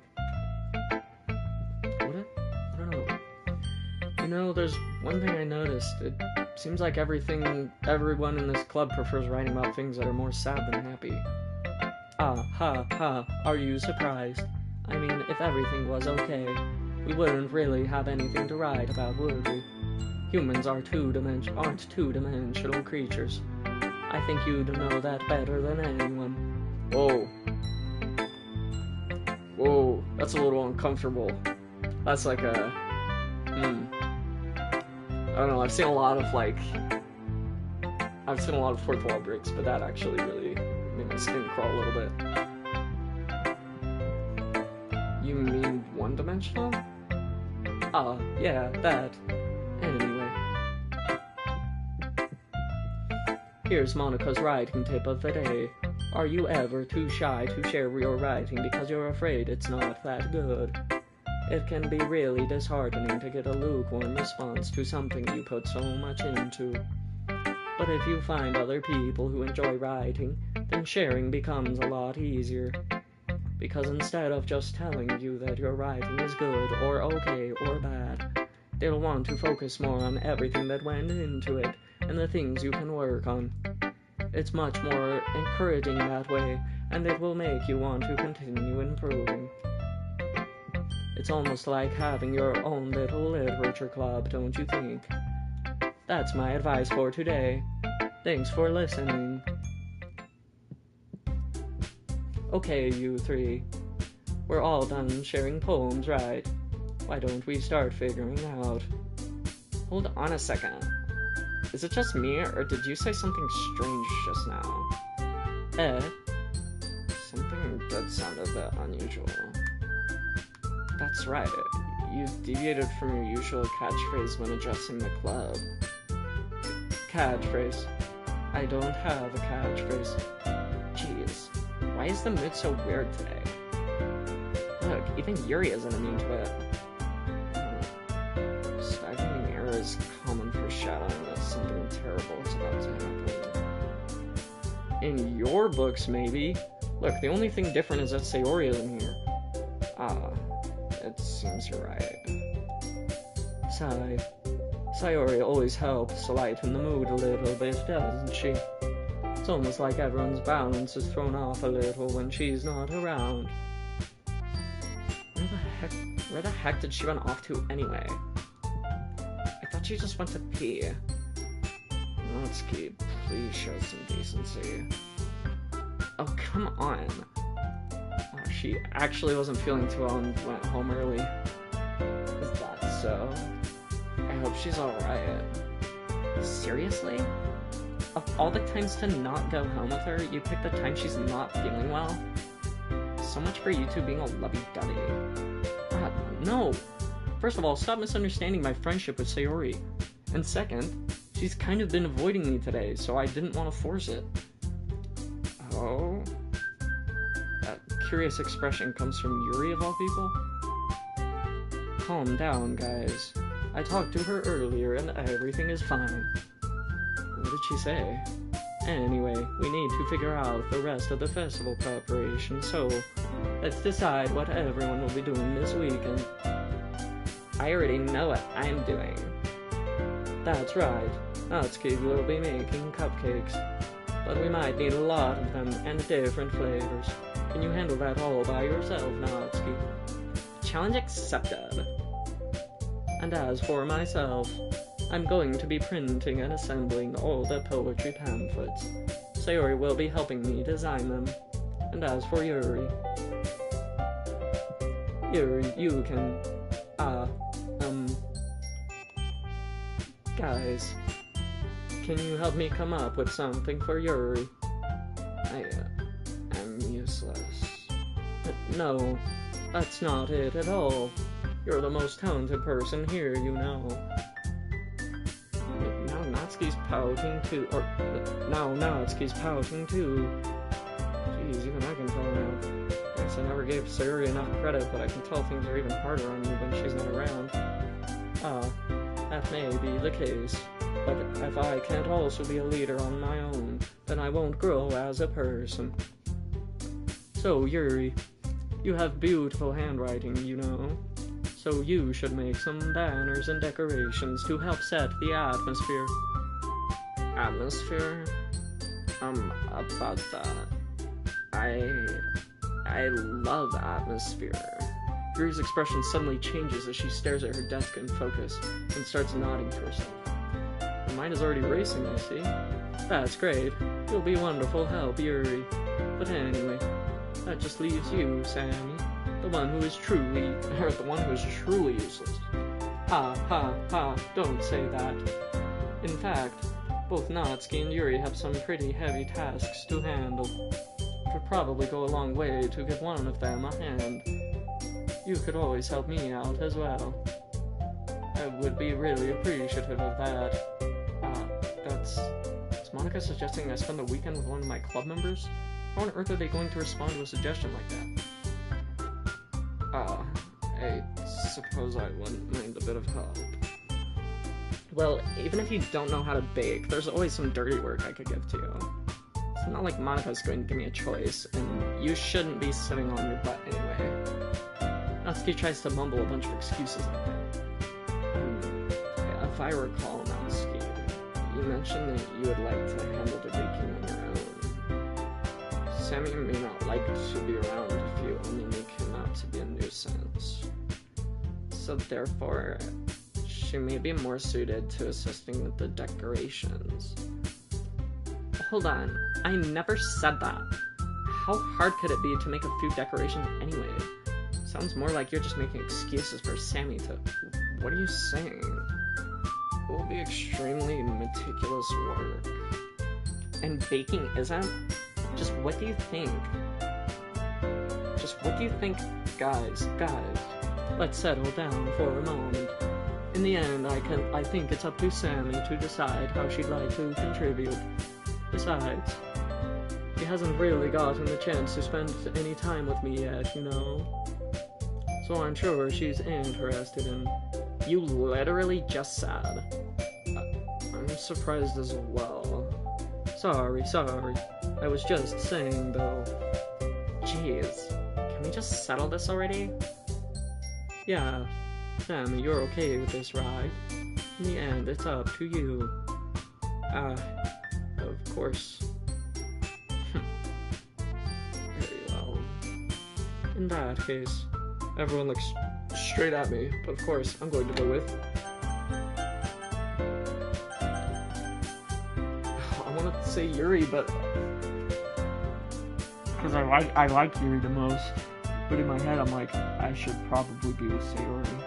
Because he clearly is not doing too hot right now.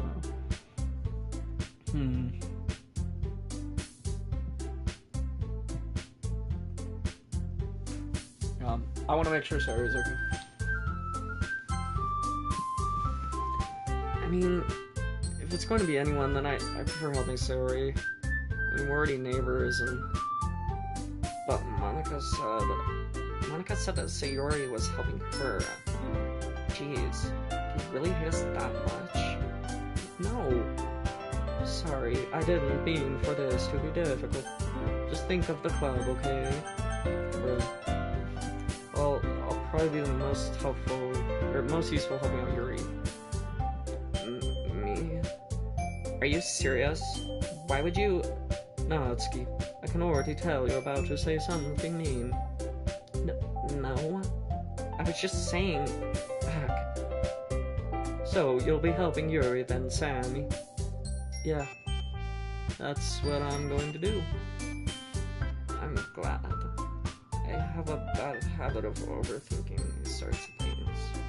So I think your assistance will be very useful. That's great to hear. Natsuki, will you be able to handle the baking yourself? I mean, yeah. I already said I would be fine.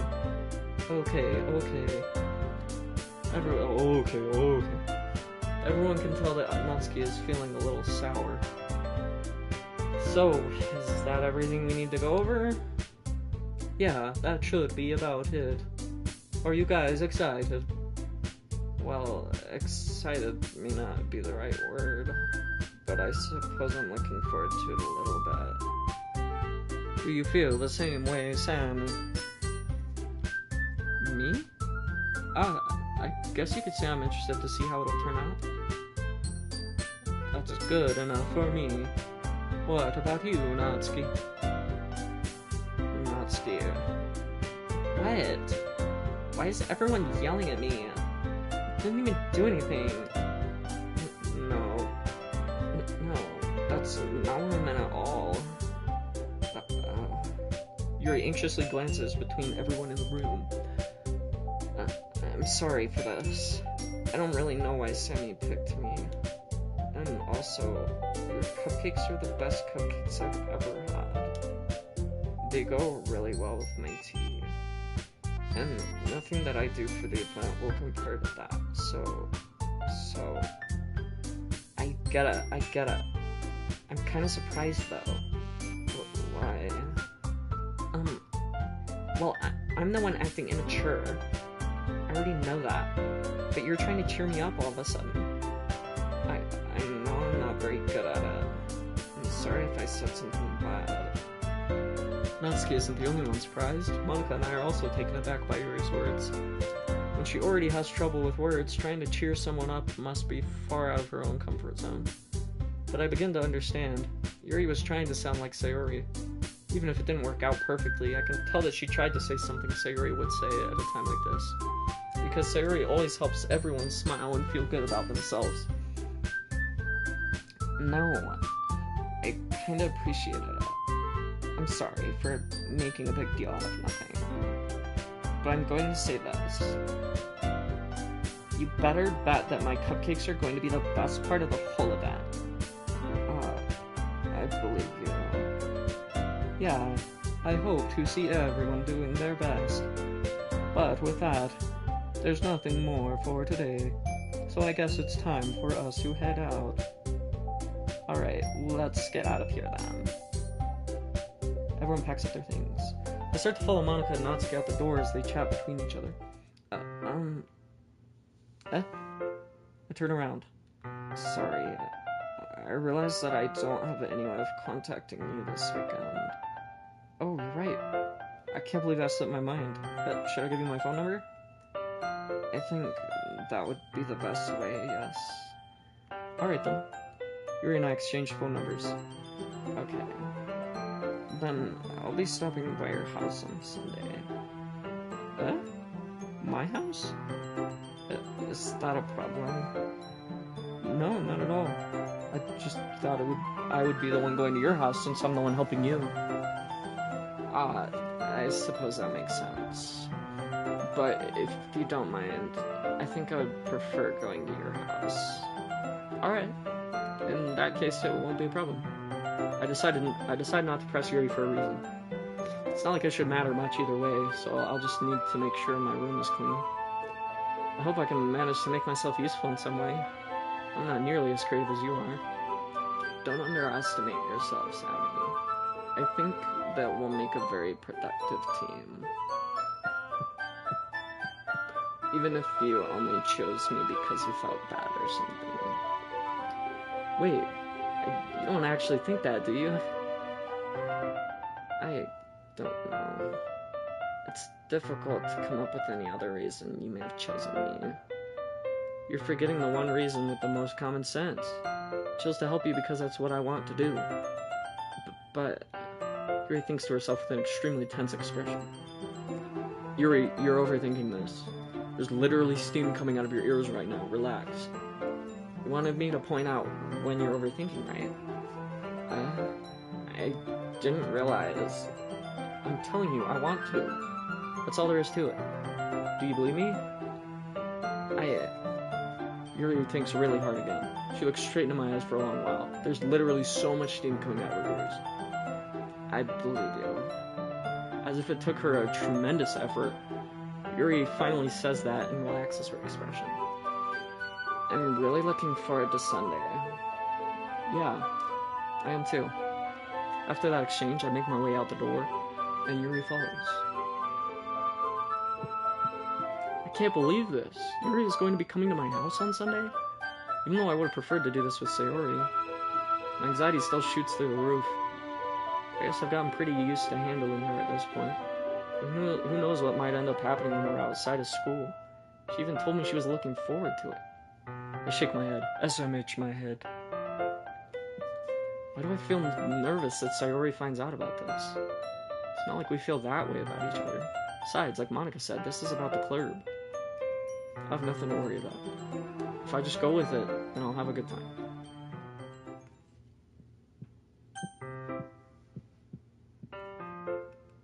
Content warning. Depression and self-hate. Okay. It's already Sunday. I've been getting increasingly anxious about Yuri's upcoming visit. I keep telling myself there's no reason to be nervous, but it doesn't help much. Yuri is clearly an introvert and also an intimate person in general.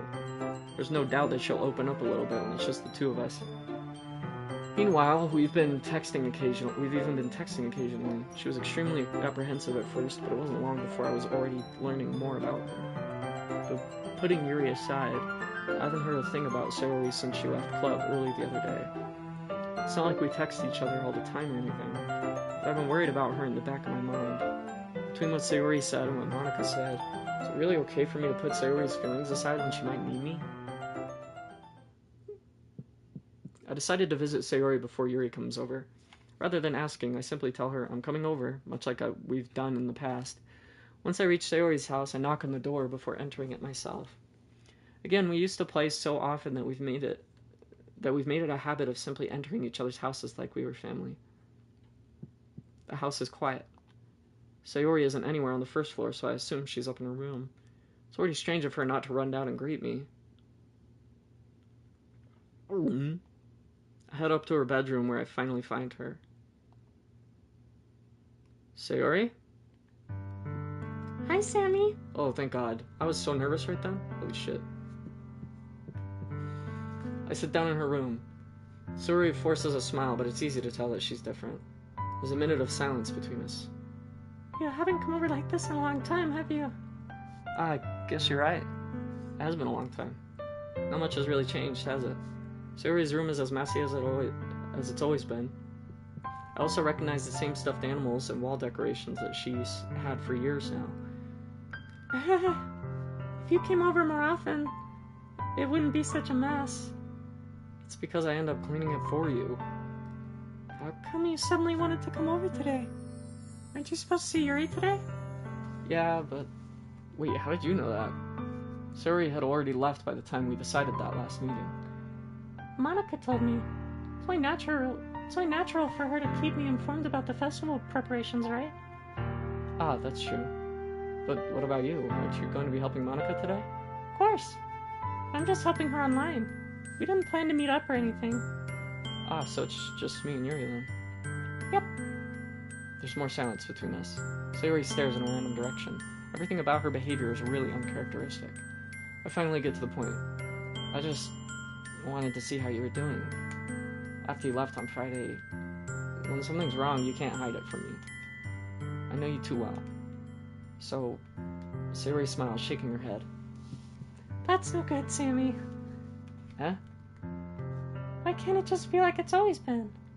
This is all my fault. If I didn't get so weak and accidentally express my feelings, if I didn't make that stupid mistake, then you wouldn't have been worried about me at all. You wouldn't have come here. You wouldn't have even been thinking about me right now. This is just my punishment, isn't it?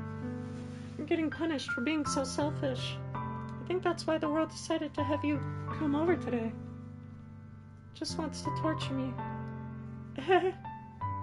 Sayori! I grab Sayori by the shoulders.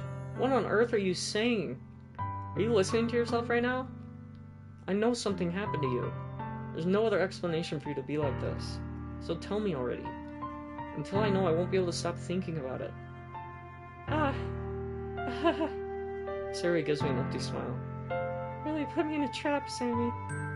But you're wrong. Nothing happened to me. I've always been like this. You're just seeing it for the first time. Seeing what? What are you talking about, Sayori? You're really just going to make me say it, aren't you, Sammy? I guess I have no choice this time. The thing is, I've had really bad depression my whole life. Did you know that? Why do you think I'm late to school every day? Because most days, I can't even find a reason to get out of bed. What reason is there to do something when I fully know how worthless I am? What the my heart. Why go to school? Why eat? Make friends? Why make other people put their energy and caring to waste by having them spend it on me? That's what it feels like. And that's why I just want to make everyone happy. Without anyone worrying about me. I'm in shock. I can't even figure out how to respond. How is it possible that Sayori kept this from me the entire time that I've known her? Did she really want so badly for me to just not think about her? Why, Sayori? Why is it that you've never told me about this? It almost feels like I've been betrayed as your close friend. Because if I knew, I would have done everything I could to support you. Even if there's only so much that I could do. I would have tried a little bit harder to make every day a little better for you. That's why I'm your friend. All you had to do was tell me. You don't understand at all, Sammy. Why do you think I didn't tell you? Because if I told you, then you would have to waste effort caring about me instead of doing important things. I don't want to be cared about. It's bittersweet when people try to care about me. It feels nice sometimes, but it also feels like a bat being swung against my head. Oh, it's awfully graphic. That's why I wanted so badly for you to make friends with everyone else. Helping everyone be happy together is the best thing for me. But then I discovered something else too. Seeing you make friends and get closer with everyone in the Clurb feels like a spear going through my heart. So that's why I decided the world just wants to torture me. Every path leads to nothing but hurt. You're right that I don't understand. I don't understand your feelings at all, Sayori. But I don't need to understand. Whatever it takes for me to help you stop hurting, that's what I'll do. No, Sammy. There's nothing. Nothing at all.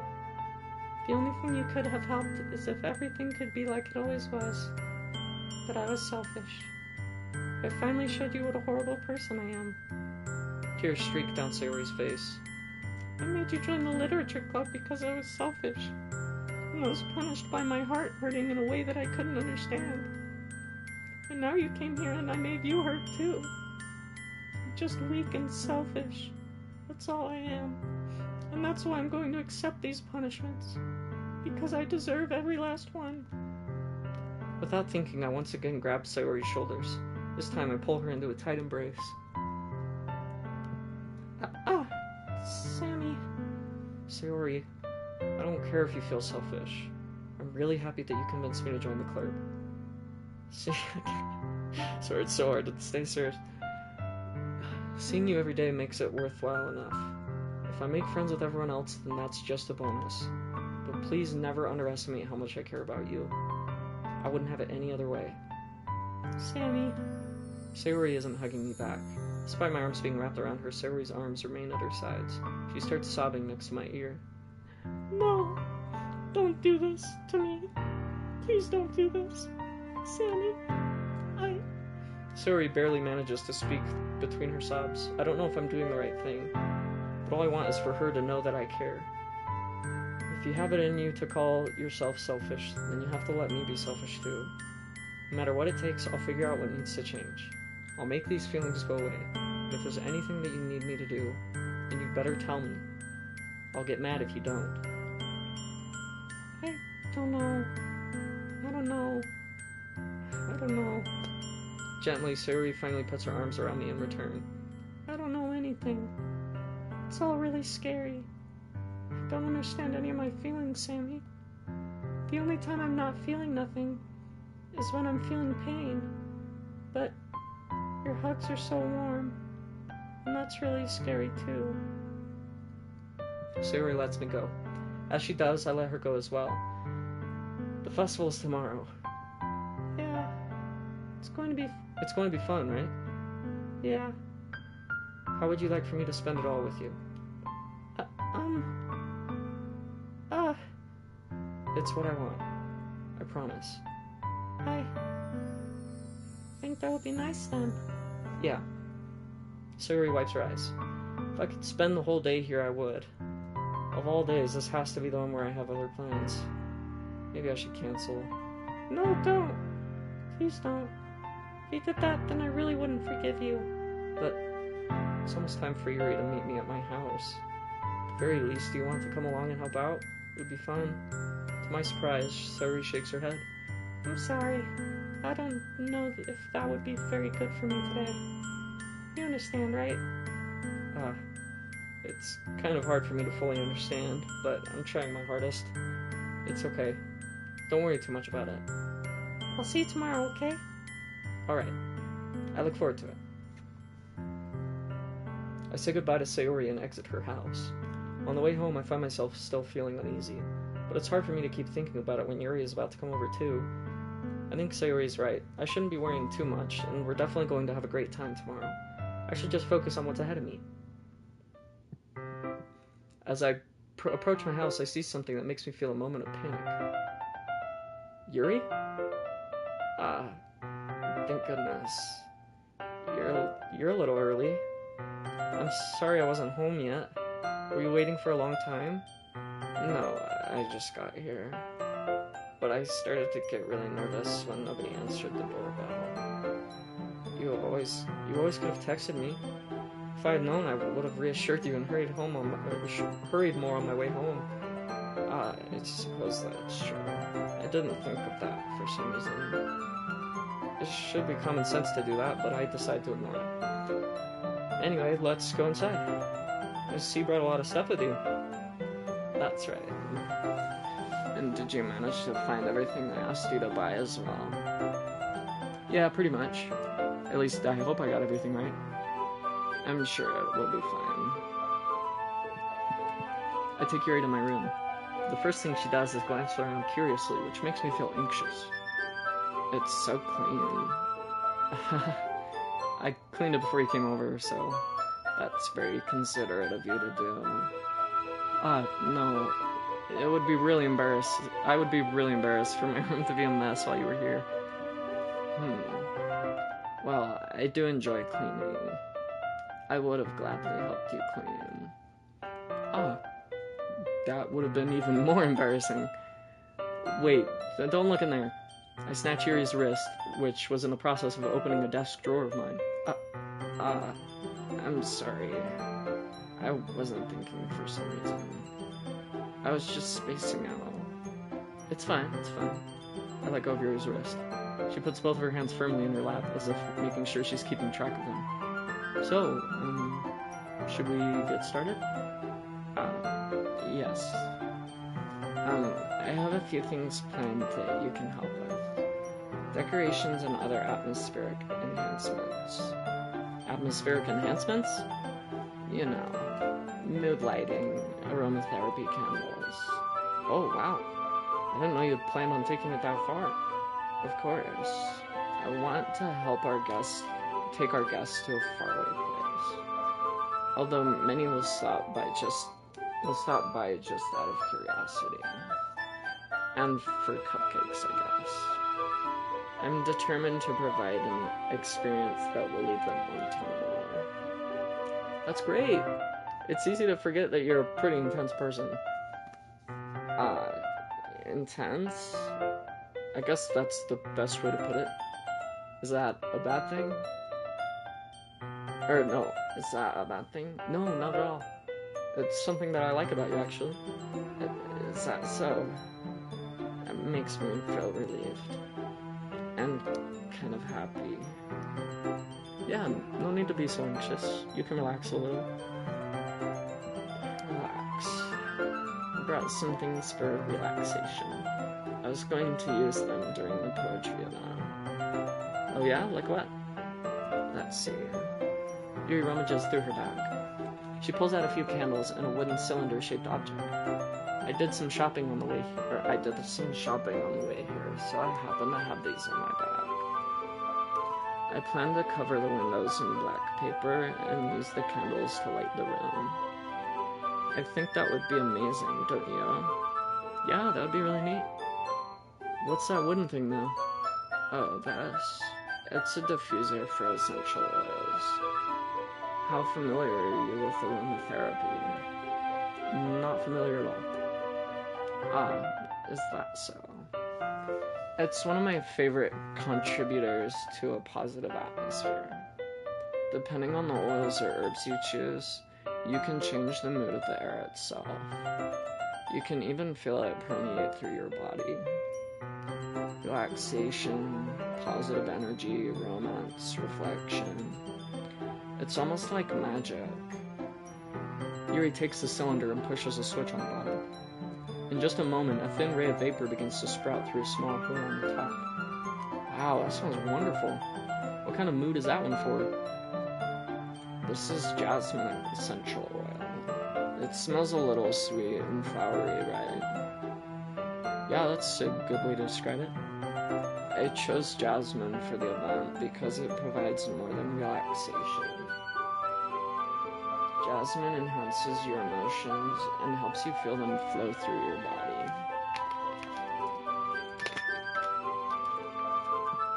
You feel warmer and your heart pounds more heavily. Don't you think that will be perfect for sharing our poems? It does sound suitable, but you seem to know a lot about this, so I'll trust your opinion with anything. Yuri smiles gently, clearly enjoying herself. She again reaches into her bag and pulls out several spools of thin ribbon. What are those for? Well, did you purchase the origami paper I asked you to get? Yeah, I have it over here. We won't be using the paper for folding origami. What I'd like to do is write a different word on each paper. We'll need about 100 of them. Oh yeah? What will those be used for? Well, I'm going to cut pieces of ribbon to hang from the doorway of the classroom. Then we can fasten the paper onto the ribbons to create a doorway curtain. Wouldn't that be beautiful? It would also catch the eye of those passing by the room. It may attract some to peek inside. That's really creative. I had no idea you'd be so good at this, Yuri. Is that so? Well, I suppose I do get a little intense, as you'd put it. Ooh hoo hoo. Yuri giggles with red cheeks. I too giggle like ooh hoo hoo.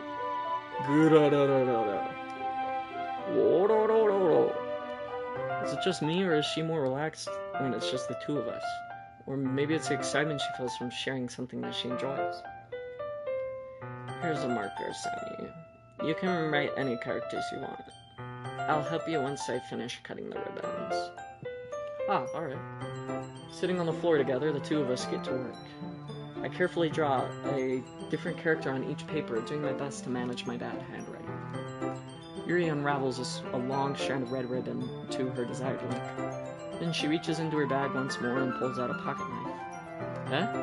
The knife is strangely beautiful. The silver handle has an intricate pattern of waves etched into it. The blade itself is gently tinted blue. That's no ordinary pocket knife. Looks really fancy. Well... Embarrassed, Yuri looks away. What is it? You're going to think it's weird. Yuri, whatever it is, I have no reason to judge. To each their own, you know? If you promise you won't be weirded out. Yeah, I promise. Alright. The thing is, I'm kind of into knives. They're just so pretty. I can't help it. I don't know what it is.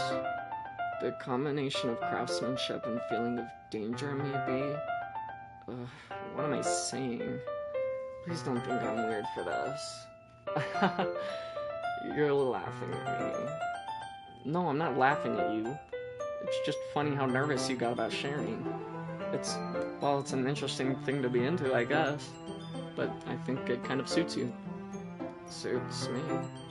Yeah, it's kind of intense. Besides, it's a really cool looking knife, I can't deny that. It is, isn't it? Yuri relaxes her expression once again. Would you like to hold it? Sure, I'll check it out. Yuri carefully hands me the knife, with the handle facing me. I take it and turn it around in my hands. It feels heavy and extremely solid. Where do you even get a knife like this? Curious of its sharpness, I feel the point of the knife with my index finger. Ow! Sammy, why did you do that? I didn't expect it to be that sharp. I barely touched it at all. It's my fault. I should have warned you. This knife is extremely sharp. It can cut through skin like it's paper. Oh no. A small drop of blood trickles down the side of my finger. Yuri takes my hand and gives the wound a closer look. Then she sucks on my fingers and goes... She stares at it and noticeably fidgets. If you're squeamish, I'll go wash it off now. Without warning, Yuri puts... Well, I was kidding! I was joking! Without warning, Yuri puts my finger in her mouth and licks the wound. Okay. We're here now, I guess. I feel her tongue curl around my finger. Startled, I instinctively pull my hand back. Please forgive me. I wasn't thinking. Yuri lowers her head, her face burning up. Yuri, it's the most embarrassing thing I've ever done. How could I do something like that? I'm sorry. Sure, it was a little weird and it took me by surprise. But I guess she was just trying to help, right? Yuri, I think you're overreacting a little. She doesn't lift her head. What if she doesn't recover from this for the rest of the afternoon? Dude, if that was me, I wouldn't recover for the rest of my life. My ancestors wouldn't recover from that. Or not ancestors, descendants. I guess my ancestors too. Alright, you know what? This might be a stupid thing to do, but I do it anyway. I take Yuri's hand and lick her index finger in return. Huh? You what? You what? You what? You what? Sammy, did you really just do that? Now we're even. Yuri just looks at me like I did something wrong. I knew that would be a bad idea. If not for the sweet aroma of the jasmine oil, the air would be extremely heavy right now. You're so weird, Sammy. You literally licked my wound, bitch! What do you mean? Yuri giggles shyly. Eh? Yuri calling me weird? I have no response to that. Where do you keep your bandages? No, I'm not into bondage. I don't think I need one, actually. It was a tiny cut. Look, it already stopped bleeding. I see. That's because I sucked out all of the blood in your body. And now you have no more blood. That's relieving. The tension is quickly lifted. We each resume our respective activities. I watch Yuri's knife cut through the ribbon like it's nothing but air. Meanwhile, I continue to make progress on the paper. After we finish attaching the paper to the ribbons, we lay them all out side by side. It looks better than I expected and will be very effective as a door curtain. It looks great. Good thinking coming up with this, Yuri. Thanks. It's just something I saw online, really. Are you ready to move on to the next task? Yeah, let's do it. What do you have in mind? Kissing. I'd like to create a banner. That's why I asked you to buy the paint tablets. Ah, that's right. One of the items Yuri had asked me to buy was a kit of watercolor paint tablets. We'll need about 6 cups of water to put each of the tablets in. Do you mind fetching those for us? Of course not. 6 cups of water. I'll be right back in a minute. Thank you very much. Oh, and just a little bit of water is okay. If you fill the cups too much, it'll be too diluted. Taking Yuri's advice, I decided to use small plastic bathroom cups rather than full-size glasses. Well, yeah, dude, you don't put water in glasses, idiot. What the fuck? You put them in cups. I put them on a plate to catch any paint that drips, then bring it back into my room. Yuri? Yeah. Yes. I don't know why that was so hard. I come in to see Yuri quickly unrolling her sleeve, pulling it back over her arm. Oh my god.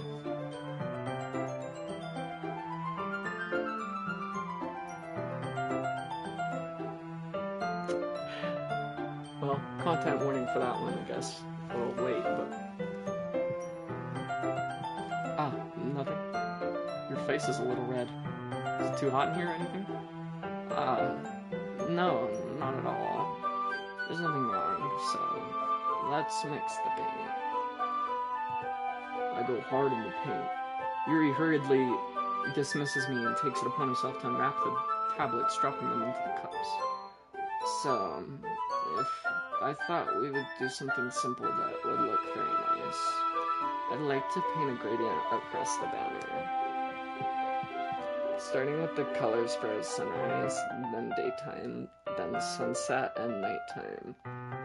Once it dries, I'll write an inspirational quote across the banner. We can hang it on the wall behind the podium at the front of the classroom. Ah, neat. What are you going to write? Well, it will be more fun to surprise you. Yuri smiles at me. If you say so. After rolling out the banner, Yuri and I kneel on opposite sides so we don't get in the way of each other. Yuri uses a brush and adds a few dots of different colors across the banner to serve as a color guide when we paint. This kind of reminds me of elementary school. Painting on a banner with watercolors feels a lot like the art class projects we had back then.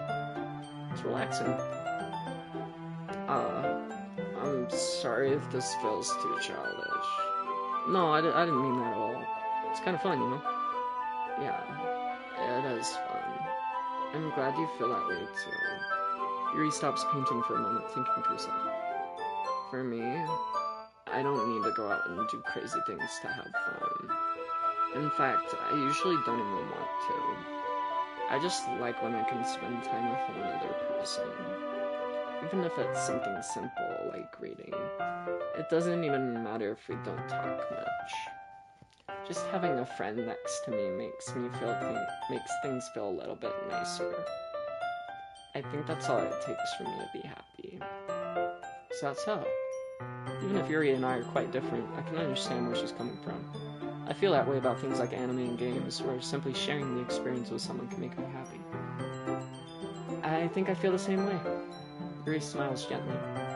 I knew you'd understand. Yuri leans over the banner to grab an unused paintbrush, but I move at the same time, causing my head to bump into hers. Yeah. Sorry. Yuri reels back, and I quickly lift my hands in surprise. Are you hurt? No, I'm not hurt. It just startled me, that's all. Sorry, I should have asked you to get it for me. It's not your fault. Ah, your face. There are droplets of paint on Yuri's face and neck. Is there something on my face?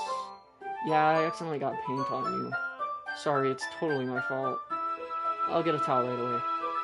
I rush out and fetch a small towel, then I dampen my damn tit with the hot water. Take the damn tit and I put it in hot water. I return to my room and kneel back down in front of her. Oh. Here. Why are her eyes like that? They're so far apart. I pat down Yuri's face and neck with the towel. Is something wrong? It's hot. I just didn't expect it. Sorry. I didn't want to use cold water. Having finished, I started to retract my hand, but Yuri suddenly holds my wrist. Wait. Huh? Just for a little longer. It feels really nice. Oh. I keep my hand still against Yuri's neck. She looks into my eyes. It's an intense expression that I recognize from when she reads her books. Almost as if she's lost in a daze, enveloped by her own thoughts. She breathes gently, half through slightly parted lips. What is happening?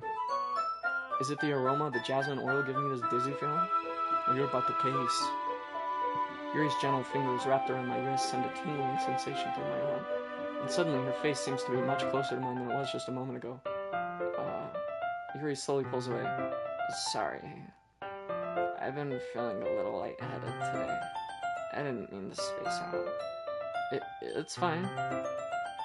Do you want to maybe kiss? Maybe we kiss? Do you maybe want to kiss? The moment is over as soon as it began. Yuri picks up her brush again, but her movements seem clumsy, like she's unable to focus. I remain silent, forced to ignore the event that just transpired. I hesitantly retrieve my own brush and continue following Yuri's example. That should do it. I finish filling the night sky with white dots that look like stars. Looking at the banner as a whole, it's very pretty and natural looking. I think it came out better than I expected. I'm really happy with the results. Yeah, me too. Are you going to add the lettering now? Not yet. It needs to dry first. That's true, but won't that take a while? Well, perhaps it would be best to leave it here, then have you bring it in the morning. I can do the lettering in the classroom before our event starts. Is that okay? It's totally fine. Wonderful. In that case, I don't think there's anything more for us to do here. Phew. You say that like you're glad it's over. Was I wrong to assume that you're at least enjoying yourself a little bit? No, it's not that. I'm just glad that we managed to get everything done. I see. I am too. I was a little concerned about time. I need to start making dinner soon. So you don't have any time left? I was secretly hoping we would have extra time after finishing the work. Well, Yuri thinks to herself. I think it would be too irresponsible of me to wait much longer. I'm sorry. I was hoping there'd be more time as well. It's probably my fault. Sorry for being such a slow worker. No, it's not your fault at all. And the important thing is that we got everything done, right? Yeah. So, I shouldn't be disappointed or anything. Gathering all her things, Yuri seems to be a little downcast. I understand why. It sounded like she rarely gets the opportunity to spend time with friends in a relaxed environment. That doesn't mean this is the last time it can happen. Once Yuri packs up, I walk her out to the front door. Thank you very much for having me today.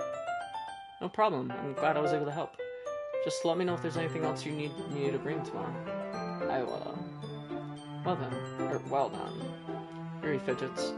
I guess I'll see you tomorrow. Wait, I kind of say that without thinking. About today. It's fine that we didn't have as much time as we wanted, because we can do this again.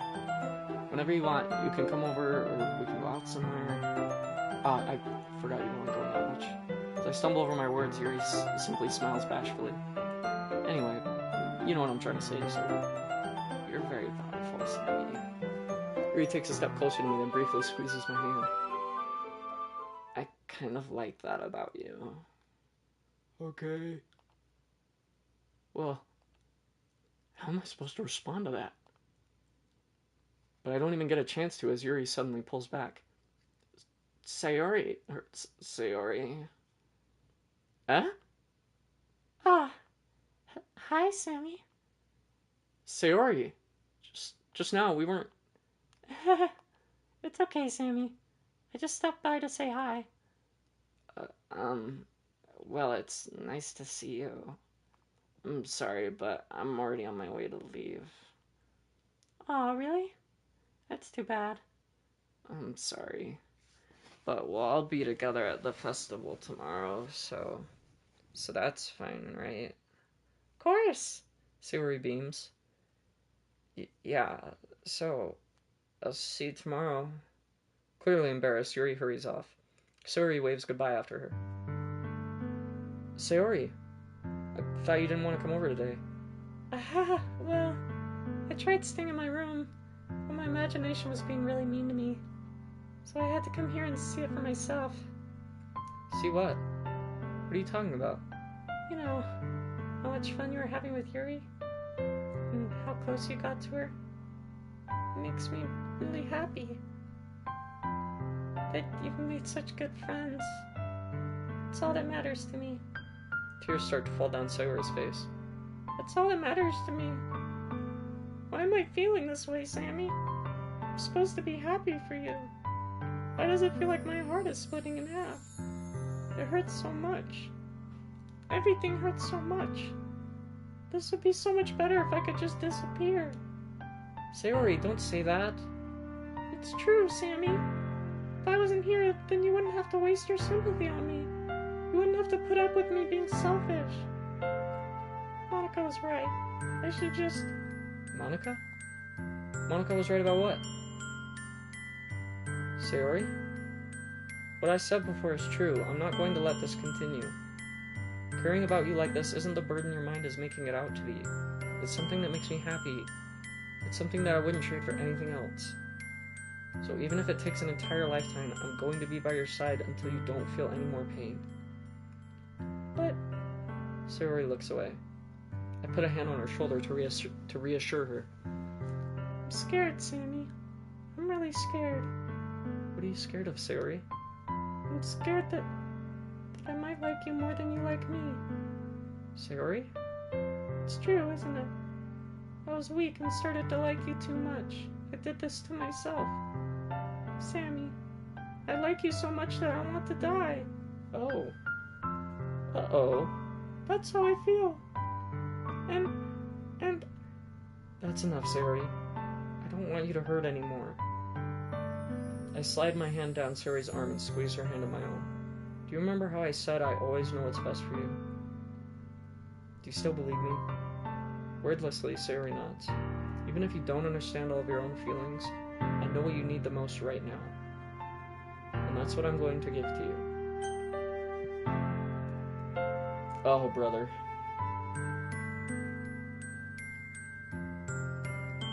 Fuck. Fuck. Fuck. Fuck. No. Ah. No. No. I'm such a people pleaser, dude. This is my biggest nightmare. Oh, God. Oh, God. I just know it's gonna be real bad if I don't say I love you, but then it's gonna be real bad for Yuri. Fuck. Oh no, what do I do? Oh no. Oh no. Oh God.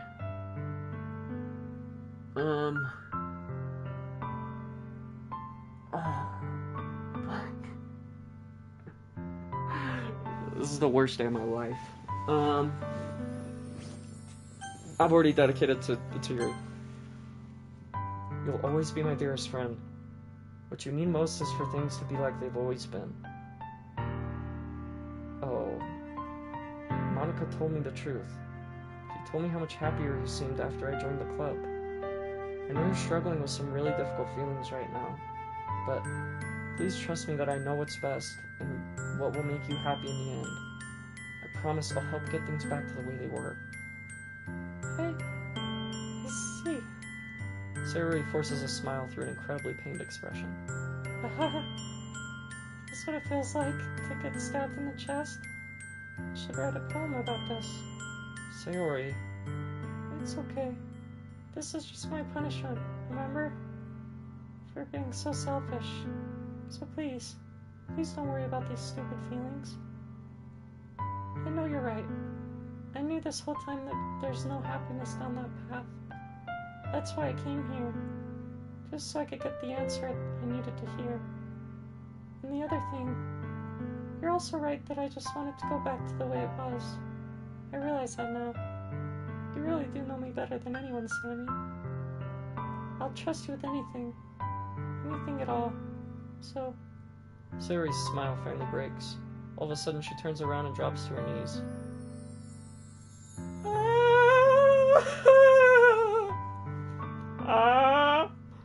I still love you. Clutching her head with both hands, she screams as loudly as she can. I'm so shocked that I don't know how to react. Sayori looks over her shoulder and flashes me one more weak smile before turning around and running off. Sayori! I'm left helplessly standing in the front of my house. Why am I feeling so horrible about this? There's nothing more that I could have done.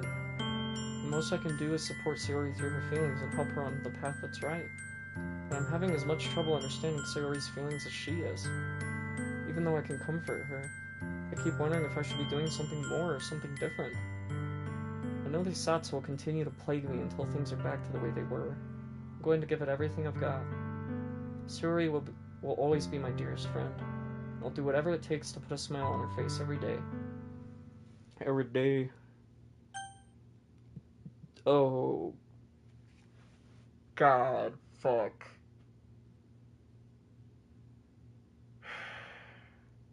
Alright. Okay. Hang on. I'm gonna step out for a smoke real quick. I'll be back.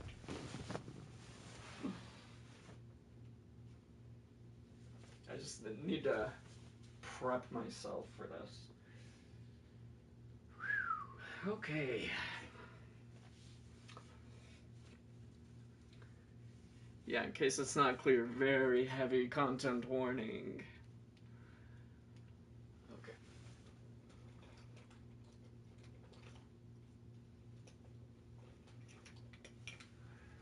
Be gone for just a couple minutes. I'll be right back.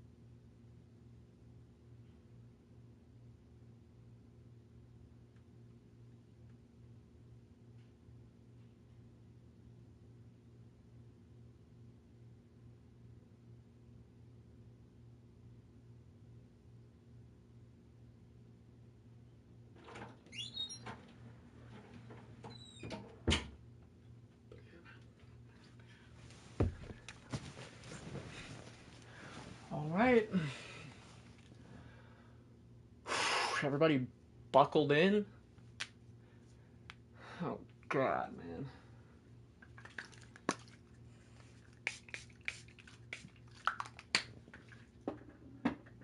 Okay.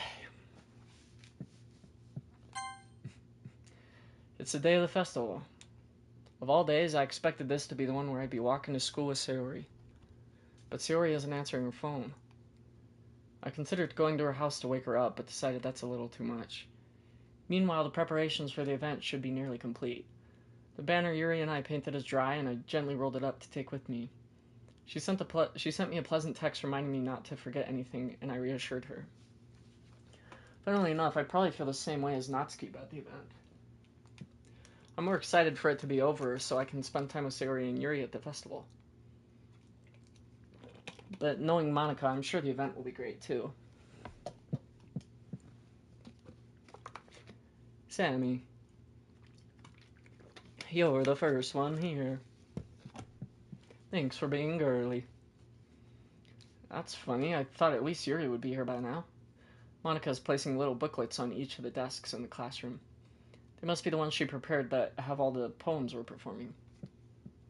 In the end, I found a random poem online that I thought Monika would like and submitted it.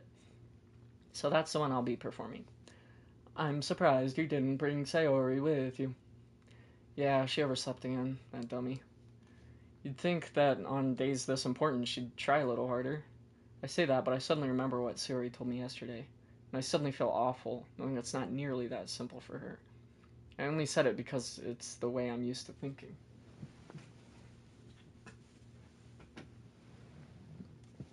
But maybe I should have gone to wake her up after all.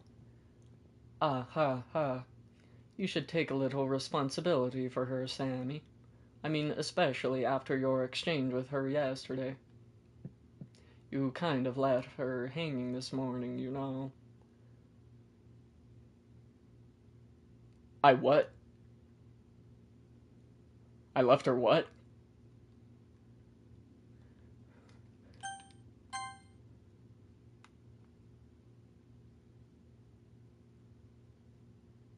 Uh-oh. Exchange? Monika, you know about that? Of course I do. I'm the club president after all. But, I stammer, embarrassed. Did Sayori really tell her about it that quickly? About how I basically turned down her confession? It makes me really seem like the bad guy here. But I'm the one who knows what's best for her, right? What a crazy mindset to have. Can we address that? Fucking, I know what's best for you. Okay, buddy. Jeez. You don't know the full story at all, so don't worry. I probably know a lot more than you think. Eh? Monika's being as friendly as usual, but for some reason I felt a chill down my spine after hearing that. Hey, do you want to check out the pamphlets? They came out really nice. Yeah, sure. I grabbed one of the pamphlets laid out on the desks. Oh yeah, they really did. Something like this will definitely help people take the club more seriously. Yeah, I thought so too. I flipped through the pages. Each member's poem is neatly printed on its own page, giving it an almost professional feel. I recognized Natsuki's and Yuri's poems from the ones they performed during our practice. What's this? I flipped to Sayori's poem. It's different from the one she practiced. It's one that I haven't read before. Get out of my head, get out of my head, get out of my head, get out of my head, blah, blah, blah. Get out of my head before I do what I know is best for you. Get out of my head before I listen to everything she said to me. Get out of my head before I show you how much I love you. Get out of my head before I finish writing this poem. But the poem is never actually finished. It just stops moving. Okay. Ah. What is this? Reading the poem, I get a pit in my stomach. Sammy? What's wrong? Ah, nothing. This poem feels completely different from everything else Sayori's written. But more than that, I changed my mind. I'm going to go get Sayori, so... well, alright. Try not to take too long, okay? I quickly leave the classroom. Don't strain yourself. Monica calls that out after me. I quicken my pace. What was I thinking? I should have tried a little bit harder for Sayori. It's not a big deal to at least wait for her or help her wake up. Even the simple gesture of walking her to school makes her really happy. Besides, I told her yesterday that things will be the same as they always have been. That's all she needs, and what I want to give to her. I reach Sayori's house and knock on the door. I don't expect an answer since she's not picking up her phone either. Like yesterday, I opened the door and let myself in. Sayori? She really is a heavy sleeper. I swallow. I can't believe I ended up doing this after all. Waking her up in her own house. Isn't that more like something a boyfriend would do? In any case, it just feels right. Outside Sayori's room, I knock on her door. Sayori? Wake up, dummy. There's no response. I really didn't want to have to enter her room like this. Isn't it kind of a breach of privacy? But she really leaves me no choice. I gently open the door.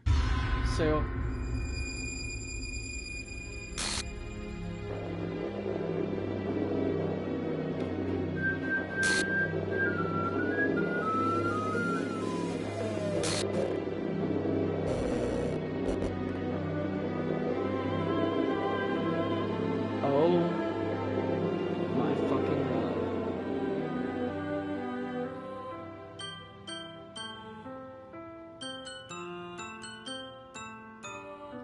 I don't feel good. Fuck. What the hell?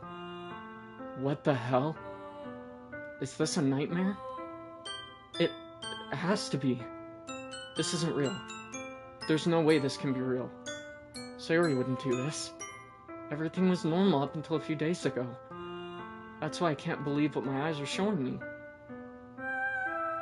I suppressed the urge to vomit. Just yesterday, I told Sayori I would be there for her. I told her I know what's best and that everything will be okay. Then why? Why would she do this? How could I be so helpless? What did I do wrong? Turning down her confession? That has to be what pushed her over the edge. Her agonized scream still echoes in my ears. Why did I do that to her when she needed me the most? Why was I so selfish? This is my fault. My swimming thoughts keep telling me everything I could have done to prevent this. If I just spent more time with her, walked her to school, and gave her what I know she wanted out of our relationship, then I could have prevented this. I know I could have prevented this. Screw the literature club. Screw the festival. I just lost my best friend. Someone I grew up with. She's gone forever now. Nothing I can do to bring her back. This isn't some game where I can reset and try something different. I had only one chance and I wasn't careful enough. Now I'll carry this guilt with me until I die. Nothing in my life is worth more than hers. But I still couldn't do what she needed from me. And now, I can never take it back. Never. Never. Never. Never. Never.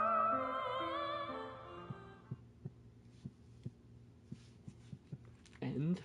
No? What do you mean, end? End?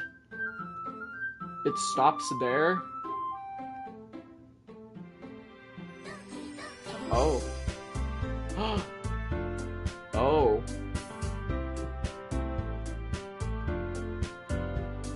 Monica, you need to move, bitch. Okay, well, that's... Hang on.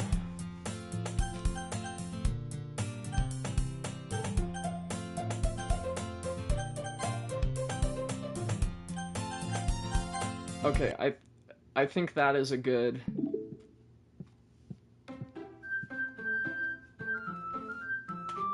I don't want to say good stopping point. That's fucking horrific.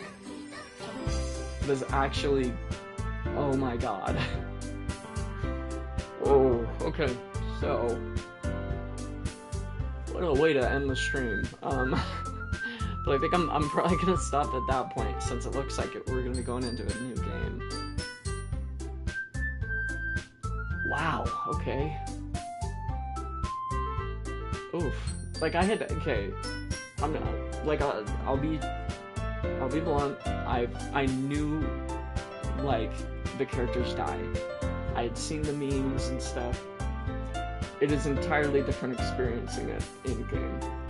It is very different because I'm the one controlling the decisions being made. Wow. Okay, that is. Whew. It's a tough one. I'm gonna end stream here. Thank you guys for watching. Sorry if that was triggering. I hope you guys had a good time though. I'll be coming back to this game. This is probably what I'm gonna do every other day, just given the nature of the game, and it's also very rough on my throat, doing the voices and stuff. I love doing it, but it does. I can definitely feel it wearing down my throat, and I don't want to lose my voice. So, I'll probably, if I'm streaming tomorrow, odds are it'll probably be Risk of Rain 2. But yeah, if you guys want to join for that, let me know. I've been doing my Skyrim Let's Play series, so if you want to check that out on the channel, that would be greatly appreciated. Any support is very appreciated. Just helping to get my channel out there to whatever audience finds it most enjoyable. Yeah, thank you guys again for watching, and I will see you tomorrow.